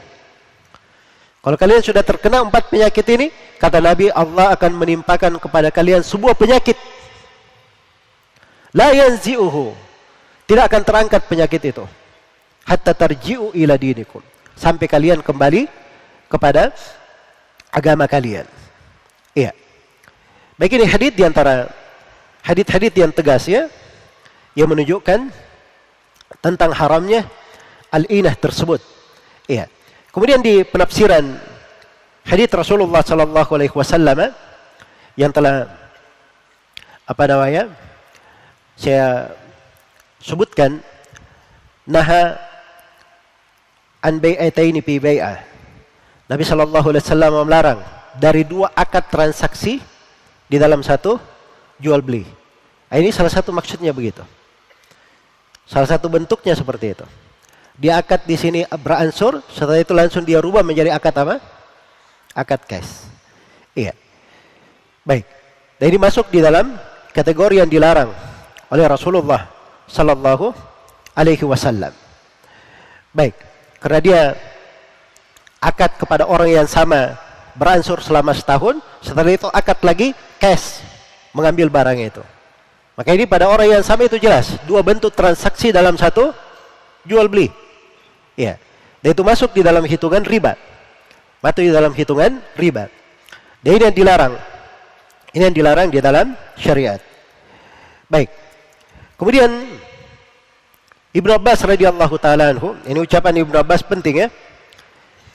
Karena ini dari dasar-dasar yang dipegang oleh as-salaf. Dan ini diriwayatkan oleh Ibnu Abi Syaibah dalam Al-Musannaf dengan sanad yang sahih di atas syarat Bukhari dan Muslim. Ibnu Abbas berkata, "Darahim bidarahim bainahuma harira." Ina itu adalah duit dengan duit, dirham dengan dirham. Ini mata uang orang dahulu ya. Dirham dengan dirham, antara keduanya adalah sutra. Adalah sutra. Sama tadi itu. Duit dengan duit, antara keduanya motor. Jadi motor ini cuma kamuflase saja. Hakikatnya dia cuma menukar duit dengan duit sebenarnya. Hakikatnya. Cuma menukar duit dengan duit. Sebab ini transaksi antara 2 orang. Ya. Transaksi antara 2 orang, hakikatnya dia memakai barang untuk menutupi saja. Menutupi riba di situ. Itulah tadi saya katakan al-ibratu bil maqasidi wal ma'ani la bil alfadhi wal mabani. Yang menjadi ukuran itu adalah maksud dan makna, bukan lafaz dan bangunannya. Baik. Iya. Jadi ini dalil tentang al-inah, pengharamannya. Sudah selesai jenis yang kedua. Jenis yang ketiga itu namanya bai'ut tawarruk. Ya, mas'alatu at-tawarruk. Ini pembahasan tawarruk ini dikatakan tawarruk, ini penamaan dari dahulu ada ya. Ya, dikatakan tawarruk ya, dari kata warakah. Karena seorang itu dia membeli barang bukan untuk mengambil barangnya, tapi untuk mengambil kertas, mengambil duit. Duit yang dia cari. Duit yang dia cari. Ini mirip dengan al-inah. Dan sebagian ulama dia menghitungnya masuk di dalam al-inah, bentuk-bentuk inah. Masuk dalam bentuk-bentuk inah. Dan inah memang ada berbagai bentuk ya. Cuman tidak semuanya saya paparkan di sini. Karena kalau saya paparkan di sini nanti materinya cuma pembahasan inah saja. Saya hanya ingin memberi penggambaran satu masalah supaya kita apa? Bisa pahami. Masalah tawarruk di sini ini penting ya, sebab di sini hukumnya itu berbeda menurut pendapat yang paling kuatnya. Karena tawarruk ini dia membeli barang, iya, dia membeli barang secara beransur, lalu dia jual barang itu kepada pihak ketiga, bukan di tempat dia membeli, bukan di pihak membeli atau wakilnya. Jelas ya? Kalau showroom itu tadi misalnya dia jual, ada bagian penjualan, ada bagian pembelian. Oh jangan berkata, kan beda tempat. Ya beda tempat, orangnya sama. Jelas ya? Itu masalah ina namanya. Tapi kalau saya ambil barang di sini, saya beli secara beransur, terus saya jual kepada orang yang lain, ini namanya pembahasan tawarruk. Ini namanya pembahasan tawarruk. Iya. Dan tawarruk ini yang ada silang pendapat di tengah para ulama. Ya, dan mayoritas ulama itu membolehkan hal yang seperti ini. Membolehkannya. Ya, dan itu dari dahulu di madhab Hanafiyah, ucapan di madhab Malikiyah. Dan ini yang dipegang di madhab Syafi'iyah dan Hambaliyah. Dan ini yang difatwakan oleh para ulama di masa sekarang. Di antaranya kakek guru kami, Mufti Saudi Arabia, Syekh Muhammad bin Ibrahim Al-Syekh. Dan ini juga yang difatwakan oleh Syekh bin Bas rahimahullah, Syekh Abdurrahman bin Nasir As-Sa'di, Syekh Ibn Utsaimin. Beliau memfatwakan dengan syarat-syarat. Kalau Syekh Ibn Utsaimin memang beliau beri ketentuan syarat bolehnya. Ya. Bolehnya itu apa? Kalau beliau dia tidak ada solusi dengan bentuk meminjam atau tidak ada solusi dengan bentuk salam. Ya. Jelas ya? Kemudian dia tidak ada jalan lagi untuk dapat modal kecuali itu. Tidak jalan mendapat modal kecuali itu. Kemudian barang dia pastikan ada di pemilik. Itu syarat-syarat yang disebutkan oleh Syekh Ibn Utsaimin. Tapi secara umum Syekh Ibn Utsaimin itu sama membolehkan. Dan ini yang dipilih oleh Majma' Fiqih Islami, perkumpulan berbagai ulama di masa sekarang dalam sebuah lembaga fikih Islami. Mereka mengeluarkan fatwa tentang bolehnya hal ini. Baik, ini lebih mencocoki ya makna syariat. Ya, lebih mencocoki makna syariat di dalam hal ini. Apa dalilnya tentang bolehnya? Masuk ke dalam keumuman ayat. Wa halallahu al-bai'. Allah menghalalkan jual beli. Asalnya boleh dalam transaksi. Dan masuk di dalam keumuman ayat. Ya ayyuhalladzina amanu idza tadayantum bidainin ila ajal. Wahai orang-orang yang beriman, kalau kalian bertransaksi jual beli hutang ke waktu tertentu, itu masuk di dalam bentuk waktu. Ya, dan tidak ada khilaf di dalam riba di dalam hal ini. Tidak ada khilaf dalam riba. Jelas ya? Dan ini pernah terjadi. Terjadi juga di masa Nabi sallallahu alaihi wasallam, di hadits Abu Sa'id Al-Khudri dan hadits Abu Hurairah riwayat Bukhari dan Muslim, ada seorang lelaki dipekerjakan oleh Nabi mengurusi korma-korma beliau di Khaybar. Maka orang ini datang dengan jenis korma jenib. Korma jelek ini. Korma jenib ini. Ya. Apa namanya? Dia datang dengan korma jenib. Korma jenib ini korma yang bagus ya. Ya. Tapi korma di Khaybar itu tidak seperti itu. Dia korma al-jama namanya. Korma yang jelek. Maka Nabi tanya kepada orang ini, dia bawa korma bagus. Dikatakan, kamu seluruh korma di Khaybar seperti ini? Kata dia, tidak ya Rasulullah. Ya. Kami mengambil dari korma ini 1 sok, kami bayar 2 sok dengan korma Khaybar itu. Jadi dia tukar korma. 1 sok korma bagus, dia beli dengan 2 sok korma apa? Korma jelek. Ini hukumnya apa? Boleh atau tidak? Hah? Ini riba. Riba apa namanya? Riba fadl. Jelas ya? Makanya Nabi SAW berkata, la taf'al, jangan kamu lakukan. Jangan kamu lakukan. Oleh Nabi diberi solusi. Kata beliau, bi'il jama' bid darahim. Tapi yang kamu lakukan, juallah korma yang jelek itu, jual dulu dengan duit. Setelah kamu dapat duit, dapat darahim, pakai duit ini, belilah korma yang bagus. Beli korma yang apa? Korma yang bagus. Iya. Baik. Jadi maksudnya di sini bahwa adanya transaksi yang seperti ini sepanjang terpenuhi syarat-syarat transaksi, ya, Maka ini tidak berpengaruh pada keabsahan jual beli.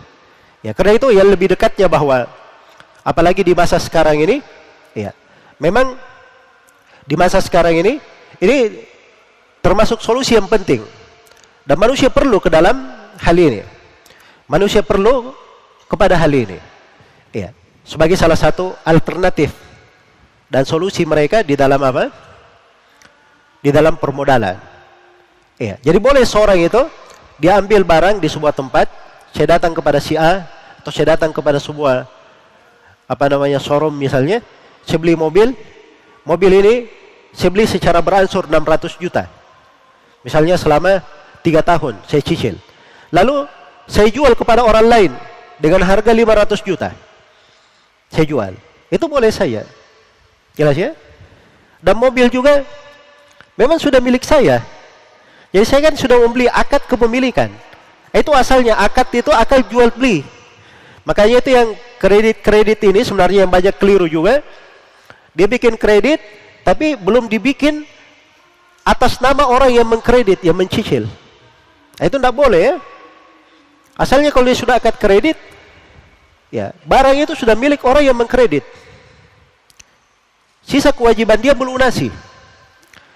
Kalau barangnya ingin dia beri ke orang, ingin dia jual, itu hak dia. Itu hak dia. Jelas ya? Tetapi memang di dalam hutang piutang itu boleh seorang meminta jaminan. Boleh meminta jaminan. Jaminannya apa? Silahkan dia boleh minta jaminan apa. Kalau dia misalnya minta jaminan BPKB, boleh saja. Tapi BPKB-nya sudah atas nama si pembeli itu tadi.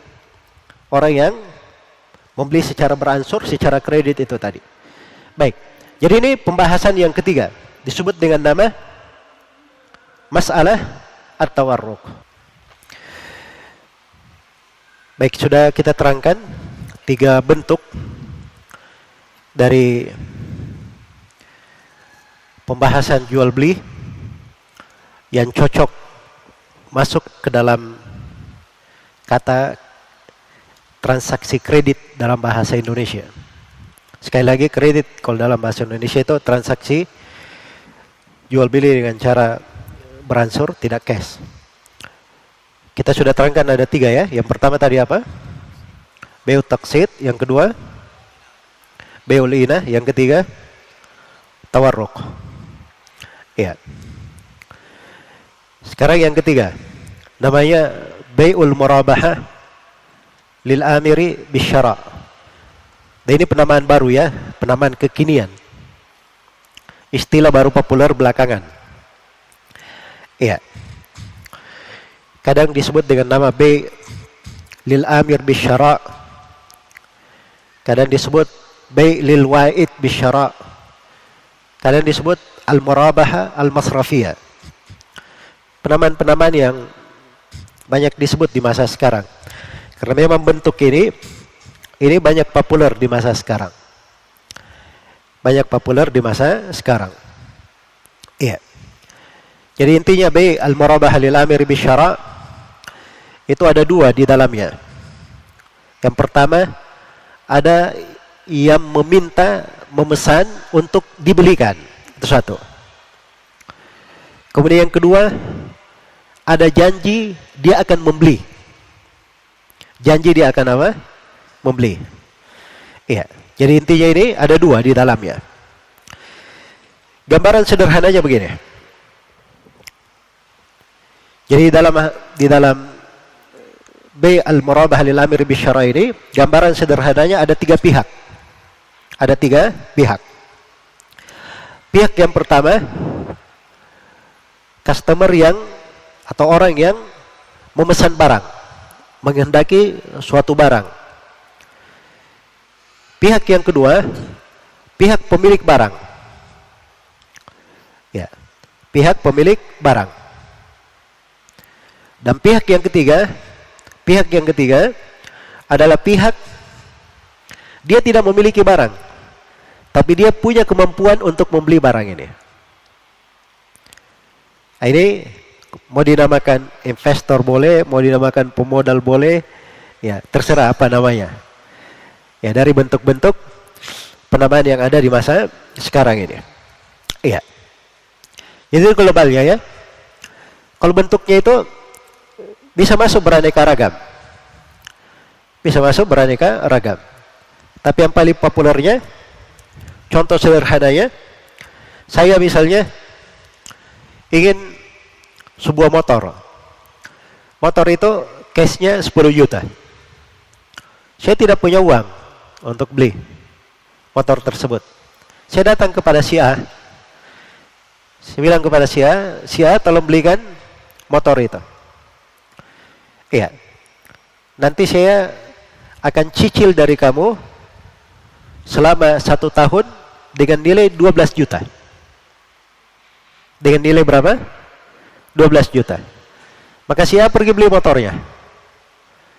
Setelah motornya dia sudah pegang, dia sudah miliki, maka saya datang kepadanya, kemudian buat akad transaksi untuk mencicil motor tersebut selama 1 tahun dengan nilai 12 juta. Ini gambaran bay al-murabah lil amiri bisyara'. Nah, ini yang paling banyak sekarang ya yang kita lihat. Umumnya orang kalau pergi ke dealer itu sudah ada perusahaan-perusahaan pemodal itu. Ya. Bahkan kadang dia menjemput di pintu showroom atau tempat jual motor. Atau kalau tidak, kita mau beli kredit, paling si pemilik motornya, dealernya atau pemilik showroomnya telepon dulu. Pemodal ini ada orang mau beli nih. Mau cicil. Nah, mereka datang. Jelas ya? Baik, ini masuk di pembahasan ini. Masuk di pembahasan ini. Ya. Kalau bentuknya seperti itu, ini sebenarnya ada beberapa bentuk diterangkan oleh para ulama di dalam hal ini di masa kini. Ya. Ada bentuk yang dibolehkan dan ada bentuk yang populer. Ini yang terjadi silang pendapat. Ini kita akan rinci. Bentuk yang dibolehkan itu bagaimana? Ya, bentuk yang dibolehkan, kalau misalnya saya datang ke seorang pedagang, si A. Saya tanya kepada si A, kamu punya motor nggak?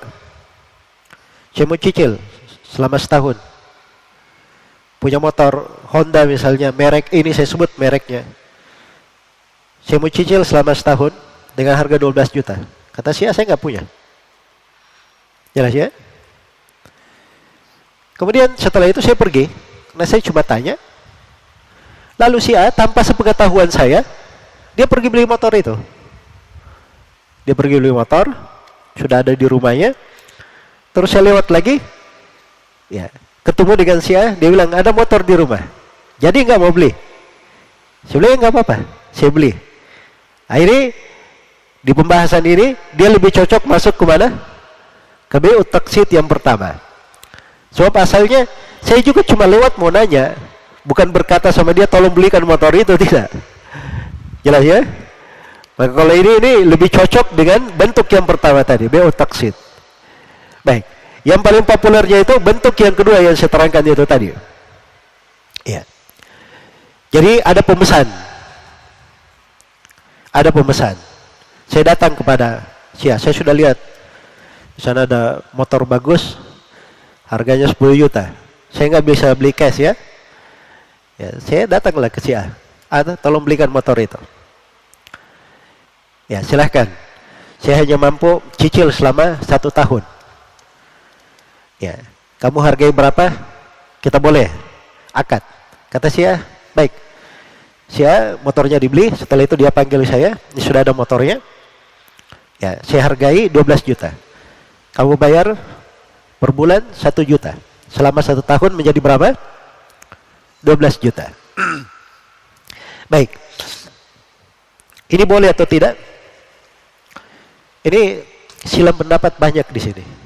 Kalau saya masuk lagi ke dalam poin-poin pembahasan, saya harus bicara lagi pendahuluan banyak ya. Tapi saya ingin memberi di sini sebuah kesimpulan dari hukum pembahasan ini, bahwa ini transaksi dibolehkan dengan 3 syarat. Transaksi dibolehkan dengan berapa? dengan 3 syarat.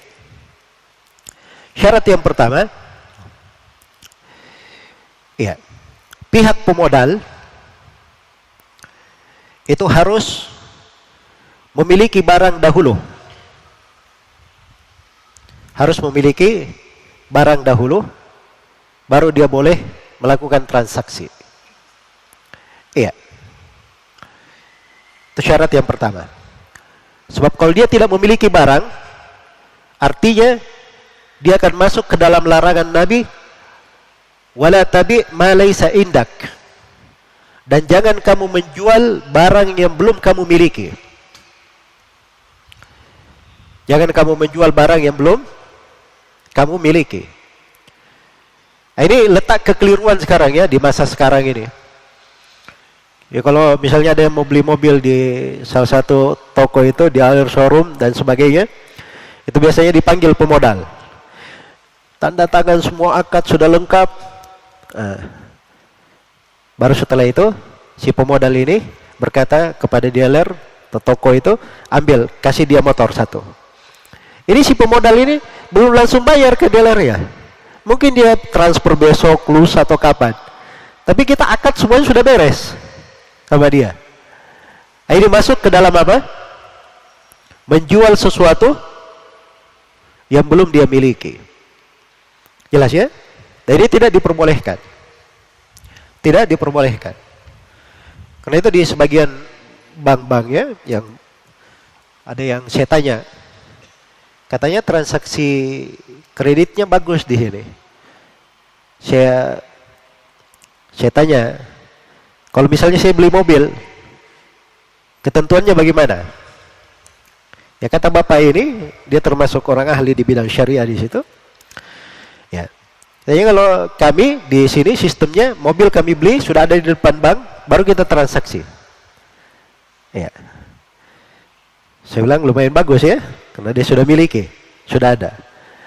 Ya, kemudian saya berikan tanggapan bahwa di peraturan ada yang mengatakan bahwa peraturan BI itu bank tidak boleh memiliki gudang-gudang, tidak boleh dia sebagai pelaku bisnis. Ya, itu kan masuk dalam pelaku kan. Ya, kalau dia memiliki barang, paling tidak dia masukkan dulu ke tempat dia. Dia masukkan dulu ke tempat dia. Nah, itu kan di bank syar'i di Timur Tengah, caranya seperti itu. Bank itu diizinkan memang, walaupun di kadar terbatas, tapi dia punya gudang, punya tempat untuk menyimpan barang dia, sehingga betul-betul menjadi pemilik hakiki. Jelas ya? Pemilik benaran. Bukan cuman hila untuk riba. Barang itu menjadi kamuflase saja, tidak. Ya, dia miliki barangnya, sudah ada, ayo datang transaksi. Kamu gak dibeli, nggak ada masalah, saya jual sama orang lain. Nah, itu baru pedagang itu. Benar dia berdagang. Jelas ya? Baik. Tapi setelah itu saya tanya ke cabang-cabang yang lain. Cabang yang lainnya berkata tidak, kami tidak seperti itu katanya. Ya. Jadi ini hal-hal yang seperti ini harus dipastikan ya. Kalau seorang masuk dalam transaksi, dia harus pastikan. Itu syarat yang pertama. Kemudian syarat yang kedua, disyaratkan bahwa orang yang minta dibeli itu tidak dimestikan untuk memenuhi janjinya. Ya, jadi ini kan si pemesan, kalau di contoh yang saya gambarkan tadi, saya sebagai pemesan. Si A tadi, pihak pemodal, tidak boleh dia berkata, kamu harus beli. Janji ya harus beli, diwajibkan. Apalagi tulis akad. Saya wajib beli. Nah, itu tidak boleh. Jelas ya? Nah, itu bukan pedagang namanya kalau kayak gitu. Kalau pedagang itu, saya tidak jadi beli, dia jual sama orang lain, nggak ada masalah. Nah, itu pedagang namanya. Jelas ya? Jadi syarat yang kedua, si pemesan itu tidak diwajibkan untuk membeli. Kalau misalnya saya batal, kayaknya saya berubah pikiran deh. Ya, saya kayaknya untuk sekarang ini saya fokus di pekerjaan ini dulu. Saya perlu modal di suatu tempat yang lain. Saya nggak jadi. Nah, maka dia tidak boleh memaksa saya untuk membeli. Jelas ya? Nah, kalau dia paksa, dia haruskan, Nah, ini sudah masuk di dalam pelanggaran. Baik, ini sudah berapa? 2 syarat. Kemudian syarat yang ketiga, kalau terjadi kerugian, terjadi musibah terhadap barang, maka itu ditanggung oleh si pemodal, bukan ditanggung oleh saya. Jelas ya? Jadi saya pesan motor itu tadi. Si A pergi beli. Di tengah jalan terjadi kecelakaan, motornya hancur. Nah, itu tanggungan si A, bukan tanggungan saya. Terus dia sudah beli motor, dia bawa ke rumahnya. Tiba-tiba motornya ada yang curi. Hilang motornya. Tanggungan siapa? Tanggungan si A. Nah, boleh dia tanggungkan ke saya. Jelas ya?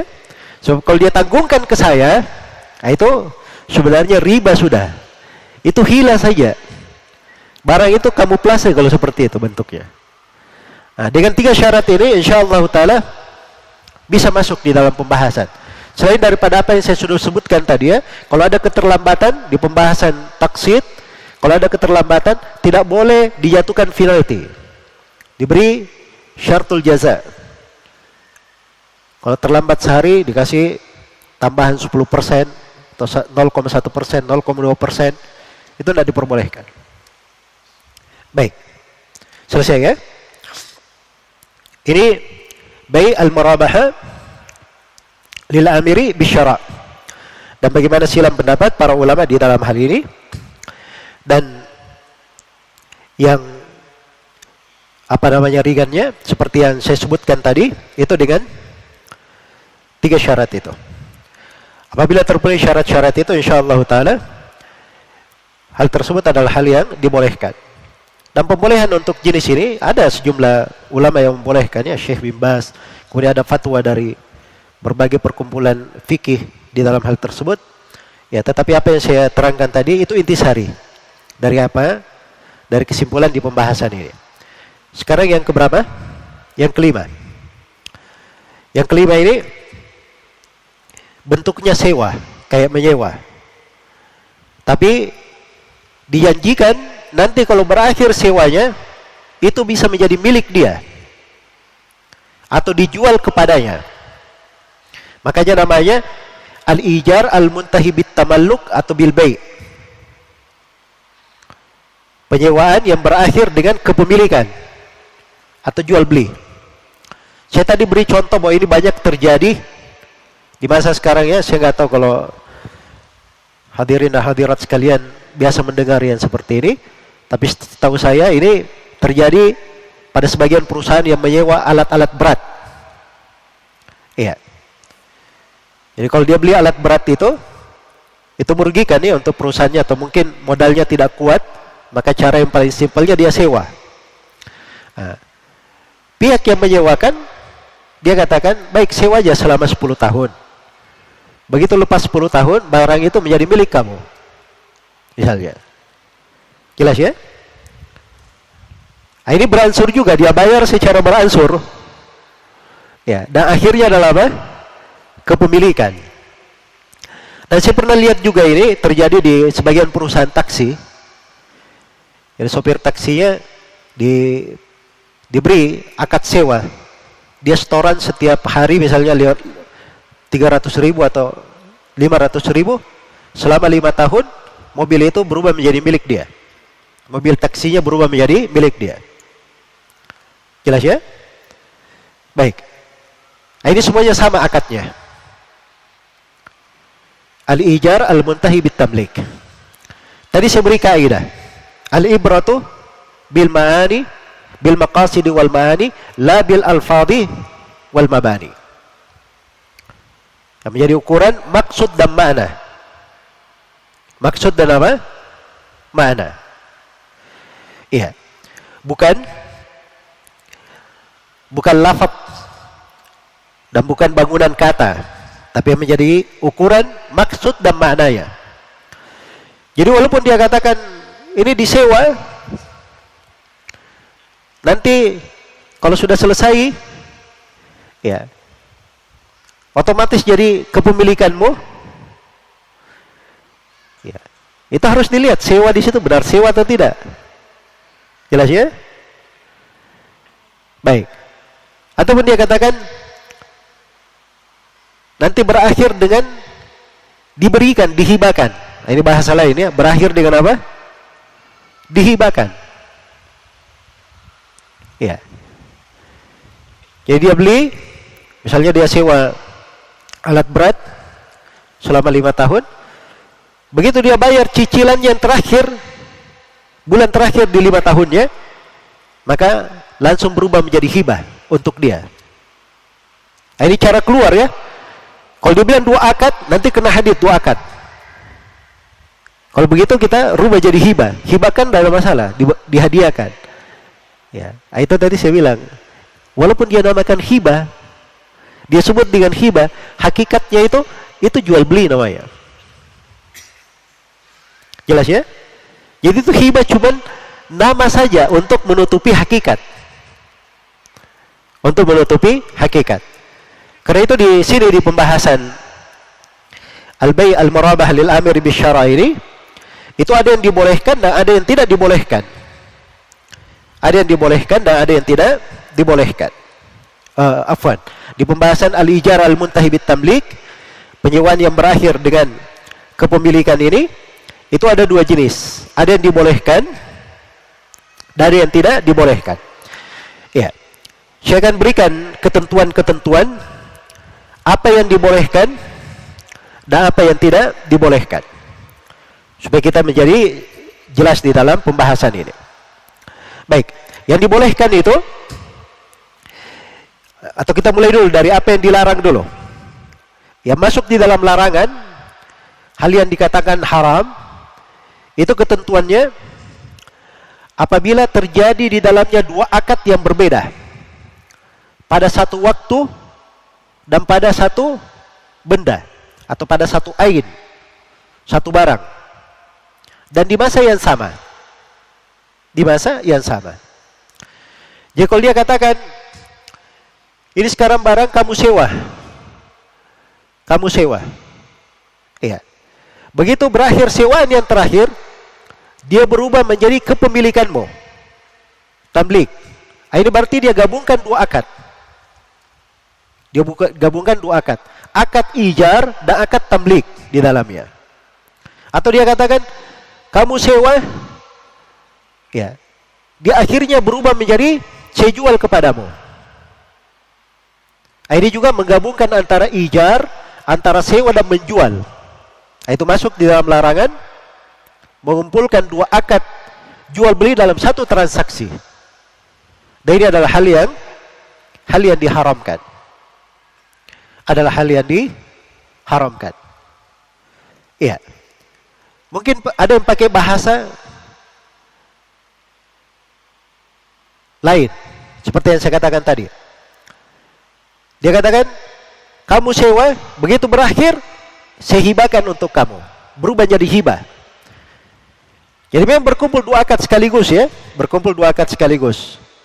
Tapi akad yang satu hibah, dan ini beda jenisnya. Beda jenis. Ya.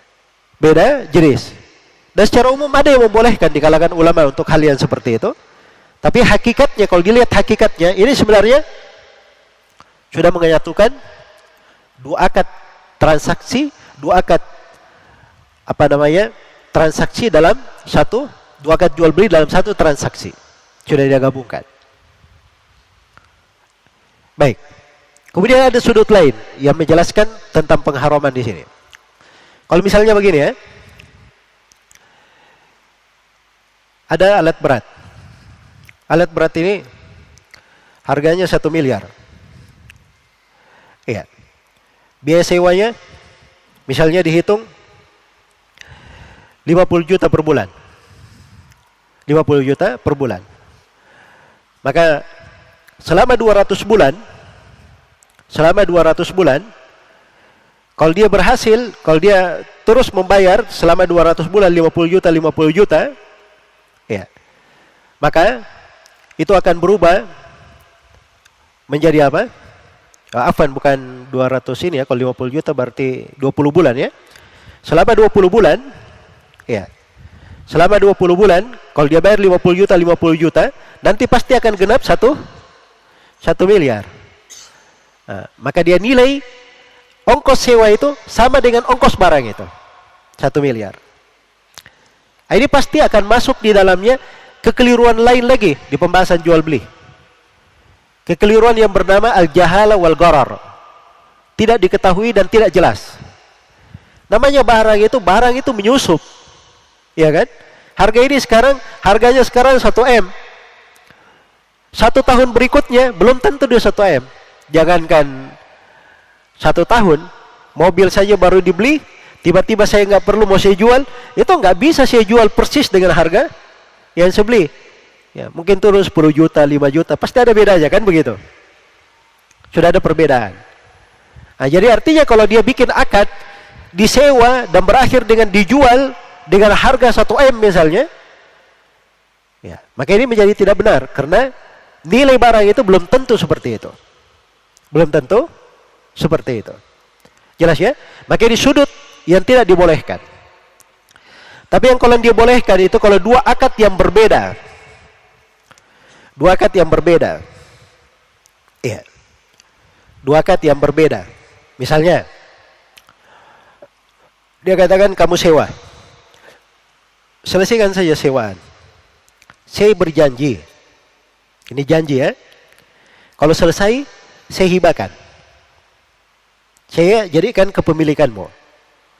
Beda tadi ya, kalau hibah, dia sewa langsung jadi hibah. Ini langsung berubah ya jadi hibah. Bukan janji namanya. Langsung berubah. Nah, itu 2 akad langsung masuk. Itu keliru kalau itu.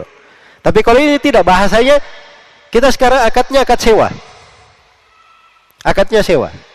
Kita selesaikan dulu, sewa menyewa. Begitu selesai, saya janji. Kalau sudah selesai nanti saya berikan barang itu untuk kamu. Jelas ya? Nah, ini kalau janji seperti ini nggak ada masalah. Karena dia akadnya berbeda. Akadnya kan cuma 1 di awal, cuma 1. Akad yang kedua itu nanti kalau sudah selesai baru dia bikin akad baru. Ya, dan di situ dia boleh memberi, boleh tidak memberi, kan begitu. Boleh memberi dan boleh tidak memberi karena akadnya memang belum terjadi. Dan ini tidak ada masalah ya dari sudut pembahasan syar'i. Dari sudut pembahasan syar'i. Baik. Jadi ini beberapa itu contoh ya dari bentuk-bentuk yang ada yang boleh, ketentuan apa yang boleh dan apa yang tidak dibolehkan. Ketentuan apa yang boleh dan apa yang tidak dibolehkan. Iya. Jadi itu ukurannya. Kapan dia masuk di dalam kategori 2 akad atau ada hal yang tidak jelas, maka itu diharamkan. Kapan dia masuk di dalam 2 akad yang berbeda atau yang keduanya itu dijanjikan akan datang nanti setelahnya, tapi yang berjalan mereka 1 akad, maka itu nggak ada masalah. Ini tidak ada masalah. Ini yang disebut dengan al-ijar al-muntahi bit-tamlik. Baik. Kemudian yang keenam. Yang keenam terkait dengan masalah istisna. Istisna itu ya, kalau di pendapat madhab jumhurul ulama itu disebut dengan nama bai'us salam. Kalau di madhab jumhur ulama, di madhab kebanyakan para ulama disebut as-salam. As-salam itu artinya seorang membeli barang yang tidak ada, dia pesan barang. Ya. Dia pesan barang. Barang itu biasanya diketemukan di satu musim. Sama kalau kita pesan mangga ya. Mangga itu kan, misalnya mangga harum manis, itu di musim tertentu. Kita pesan misalnya korma, rutop. Rutop itu korma basah. Korma basah itu di musim tertentu. Jangan cari korma basah di musim dingin. Tidak ketemu. Sebab korma itu nanti bisa matang kalau panas. Di musim panas. Kan begitu.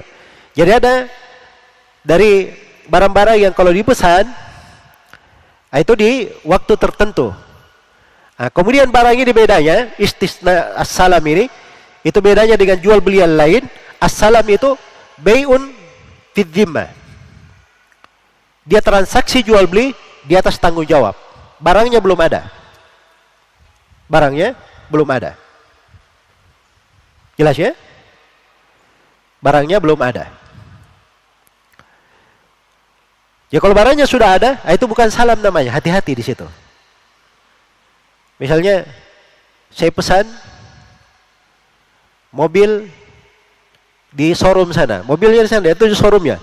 Ada mobil begini dan begini. Bahasanya pesan. Nah itu bukan pesan namanya. Jelas ya? Itu masuk di B.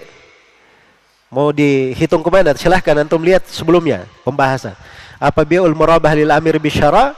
Kalau dia pakai pihak yang ketiga, ya dia di sini pakai pihak ketiga tentunya ya. Atau dia masuk di pembahasan ini atau masuk di pembahasan tawarruk. Kan begitu. Dilihat. Ya.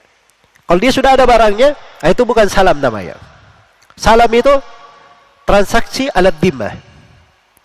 Nah, jadi mayoritas ulama itu mereka bilang bahwa salam dan istisna itu sama, kecuali di madhab Hanafiyah. Di madhab Hanafiyah itu mereka bedakan salam akad sendiri dan istisna akad tersendiri. Bedanya apa? Kalau bai'us salam, dia harus bayar cash di depan. Bayar cash di mana? Di depan. Iya. Jadi saya mau pesan mangga. Ketentuan salam itu jelas ya.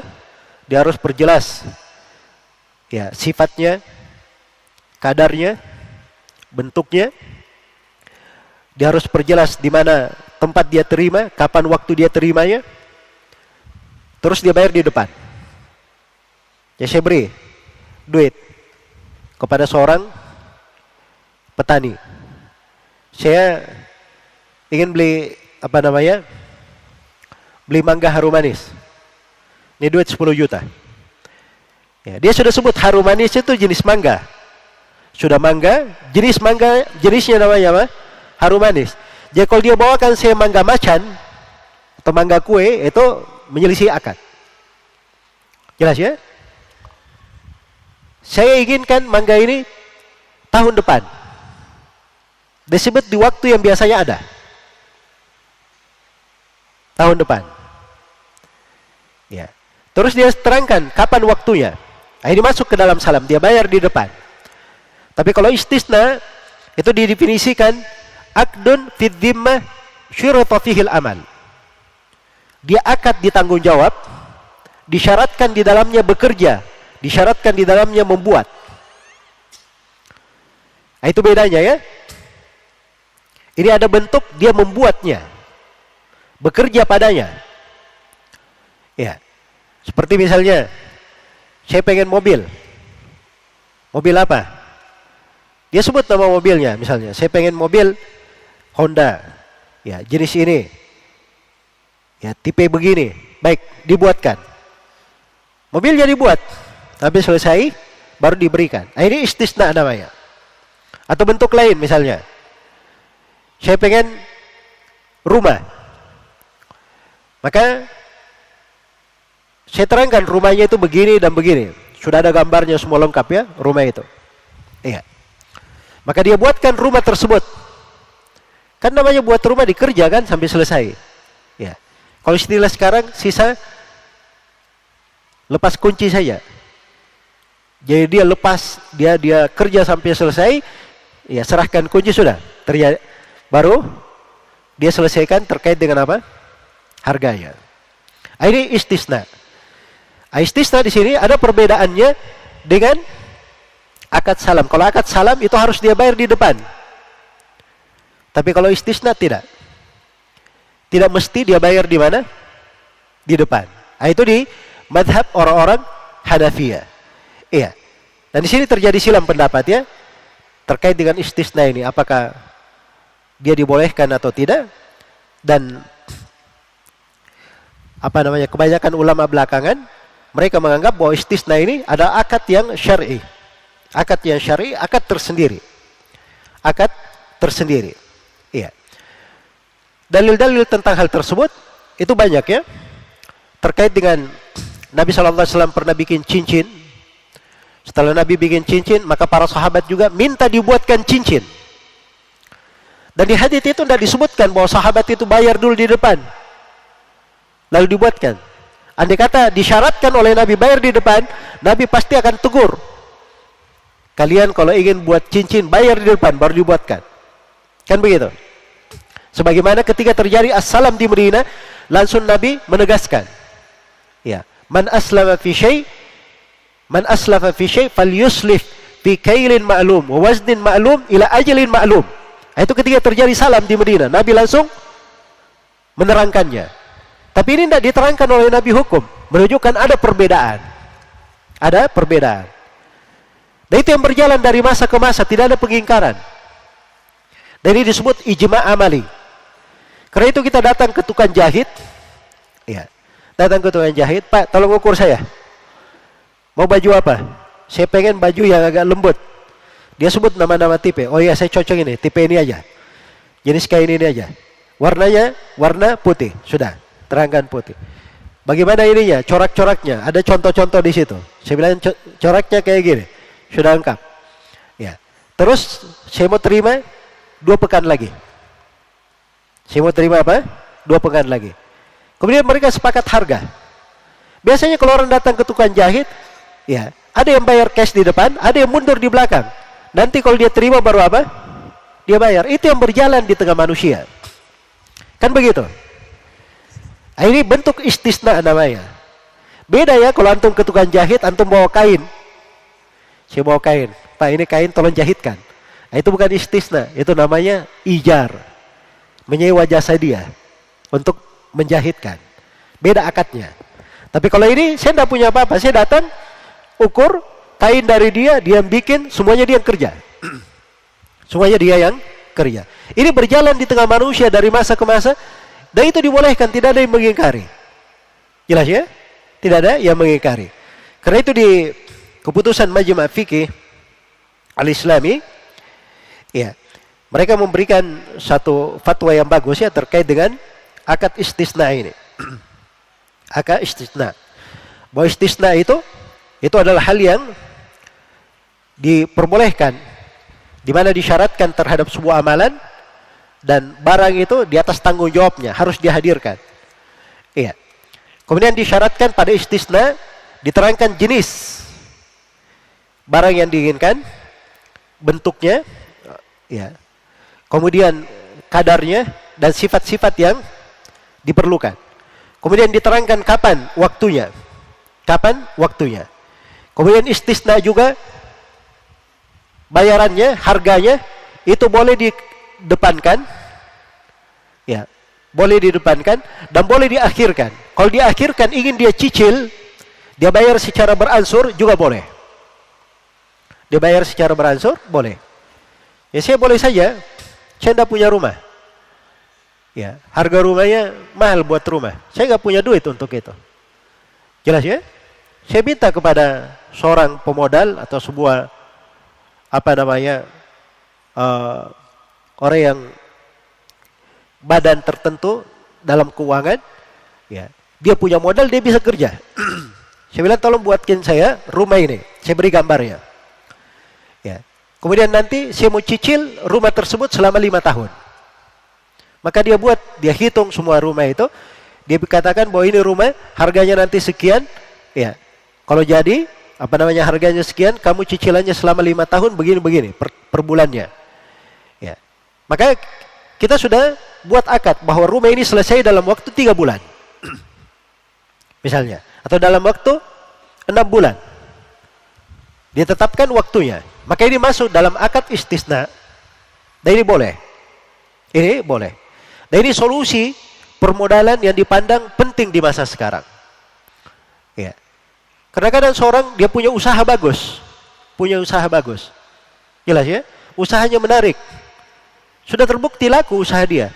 Dia cuma perlu modal, dibuatkan alat untuk usahanya, maka dia akan semakin besar. Jadi kalau dia tunggu untuk hal itu bisa lama. Caranya mudah, dia cari pemodal, tolong buatkan saya toko dengan alat begini, dia kasih semua gambarannya, buatkan. Saya mau cicil bulanan, berapa? Jelas ya? Itu bisa masuk di akad istisna. Dan ini solusi yang bagus untuk salah satu bentuk solusi di dalam di dalam permodalan. Dan ini dari hal yang dibolehkan insyaallah taala. Baik. Saya sudah terangkan tadi tentang dalilnya. Hanya saja di sini ada satu sudut permasalahan yang kadang ada yang keliru di dalamnya terkait dengan penalti. Penalti itu ada dua ya, karena saya sebagai pemesan barang yang minta dibuatkan, dan ada orang yang mengerjakan, yang membuat. As-sani'. Jelas ya? Kalau orang yang mengerjakan ini terlambat, ya, bolehkah saya katakan, kita janji rumahnya selesai dalam waktu 6 bulan. Kapan rumahnya mundur 1 pekan, kamu kena penalti 0,1% dari biaya. Misalnya. Apa gitu boleh? Jawabannya boleh saja. Boleh saja. Sebab itu masih masuk di dalam bentuk keadilan. Karena saya ketika dia terlambat, saya menanggung kerugian. Saya menanggung kerugian di dalam hal tersebut. Saya tidak punya tempat tinggal, saya belum menempatinya. Itu bentuk dari apa? Bentuk kerugian. Jadi kalau dia kena penalti di situ, itu biasa saja, boleh saja. Tapi dengan syarat keterlambatannya itu tanpa udzur. Kalau dia punya udzur itu diterima ya dalam hal-hal yang seperti ini. Misalnya dia kerja, ternyata hujan terus, tidak ada waktu untuk mengecor misalnya. Selama 6 bulan ini hujan terus. Itu kan udzur namanya. Mau diapain? Masa dia payungi bangunan itu setiap kali kerja? Kan nggak bisa. Jelas ya? Baik. Tapi kalau penalti terkait dengan saya, ya dia katakan, baik, saya sudah selesaikan 6 bulan rumahnya. Kamu bayarnya selama 5 tahun, misalnya sekian. Saya disuruh bayar 5 juta per bulan. Misalnya untuk rumah ini. Kamu kalau terlambat 1 hari, kamu kena denda begini. Nah, itu tidak boleh. Terhadap saya nggak boleh. Kenapa? Karena saya ini bentuknya, saya mencicil kepadanya bentuk hutang. Nah, ketika dia ngambil manfaat dari keterlambatan saya itu, manfaat di belakang hutang namanya. Dia itu adalah hal yang diharamkan. Dilarang dalam bentuk yang seperti itu. Ya, karena itu ini bentuk-bentuk dari transaksi. Kalau dia ada di lembaga-lembaga, ada di sebuah badan-badan usaha, itu paling tidak dia ada pakar syariah di situ yang bisa memantaunya dan melihat jenis-jenis transaksi yang terjadi. Ya, karena yang menjadi masalah, saya melihat di sebagian perbankan syariah ada hal-hal yang bagus. Hal-hal yang bagus dari sudut syar'inya juga sudah bagus, tetapi kekeliruannya banyak terjadi di lapangan. Karena tidak ada yang kontrol transaksi-transaksi yang terjadi di lapangan. Nah, seperti yang saya bilang tadi itu. Saya beri contoh ya, saya ke bank ingin buka rekening, ya. Pegawai banknya saja dia nggak tahu ini akadnya akad apa. Jelas ya? Akadnya akad apa? Karena dia tidak paham hal-hal yang seperti itu. Tapi kalau ada pengontrol syar'inya, pengontrol yang secara syar'i ini, itu bisa untuk apa? Mengarahkan kepada hal yang lebih baik.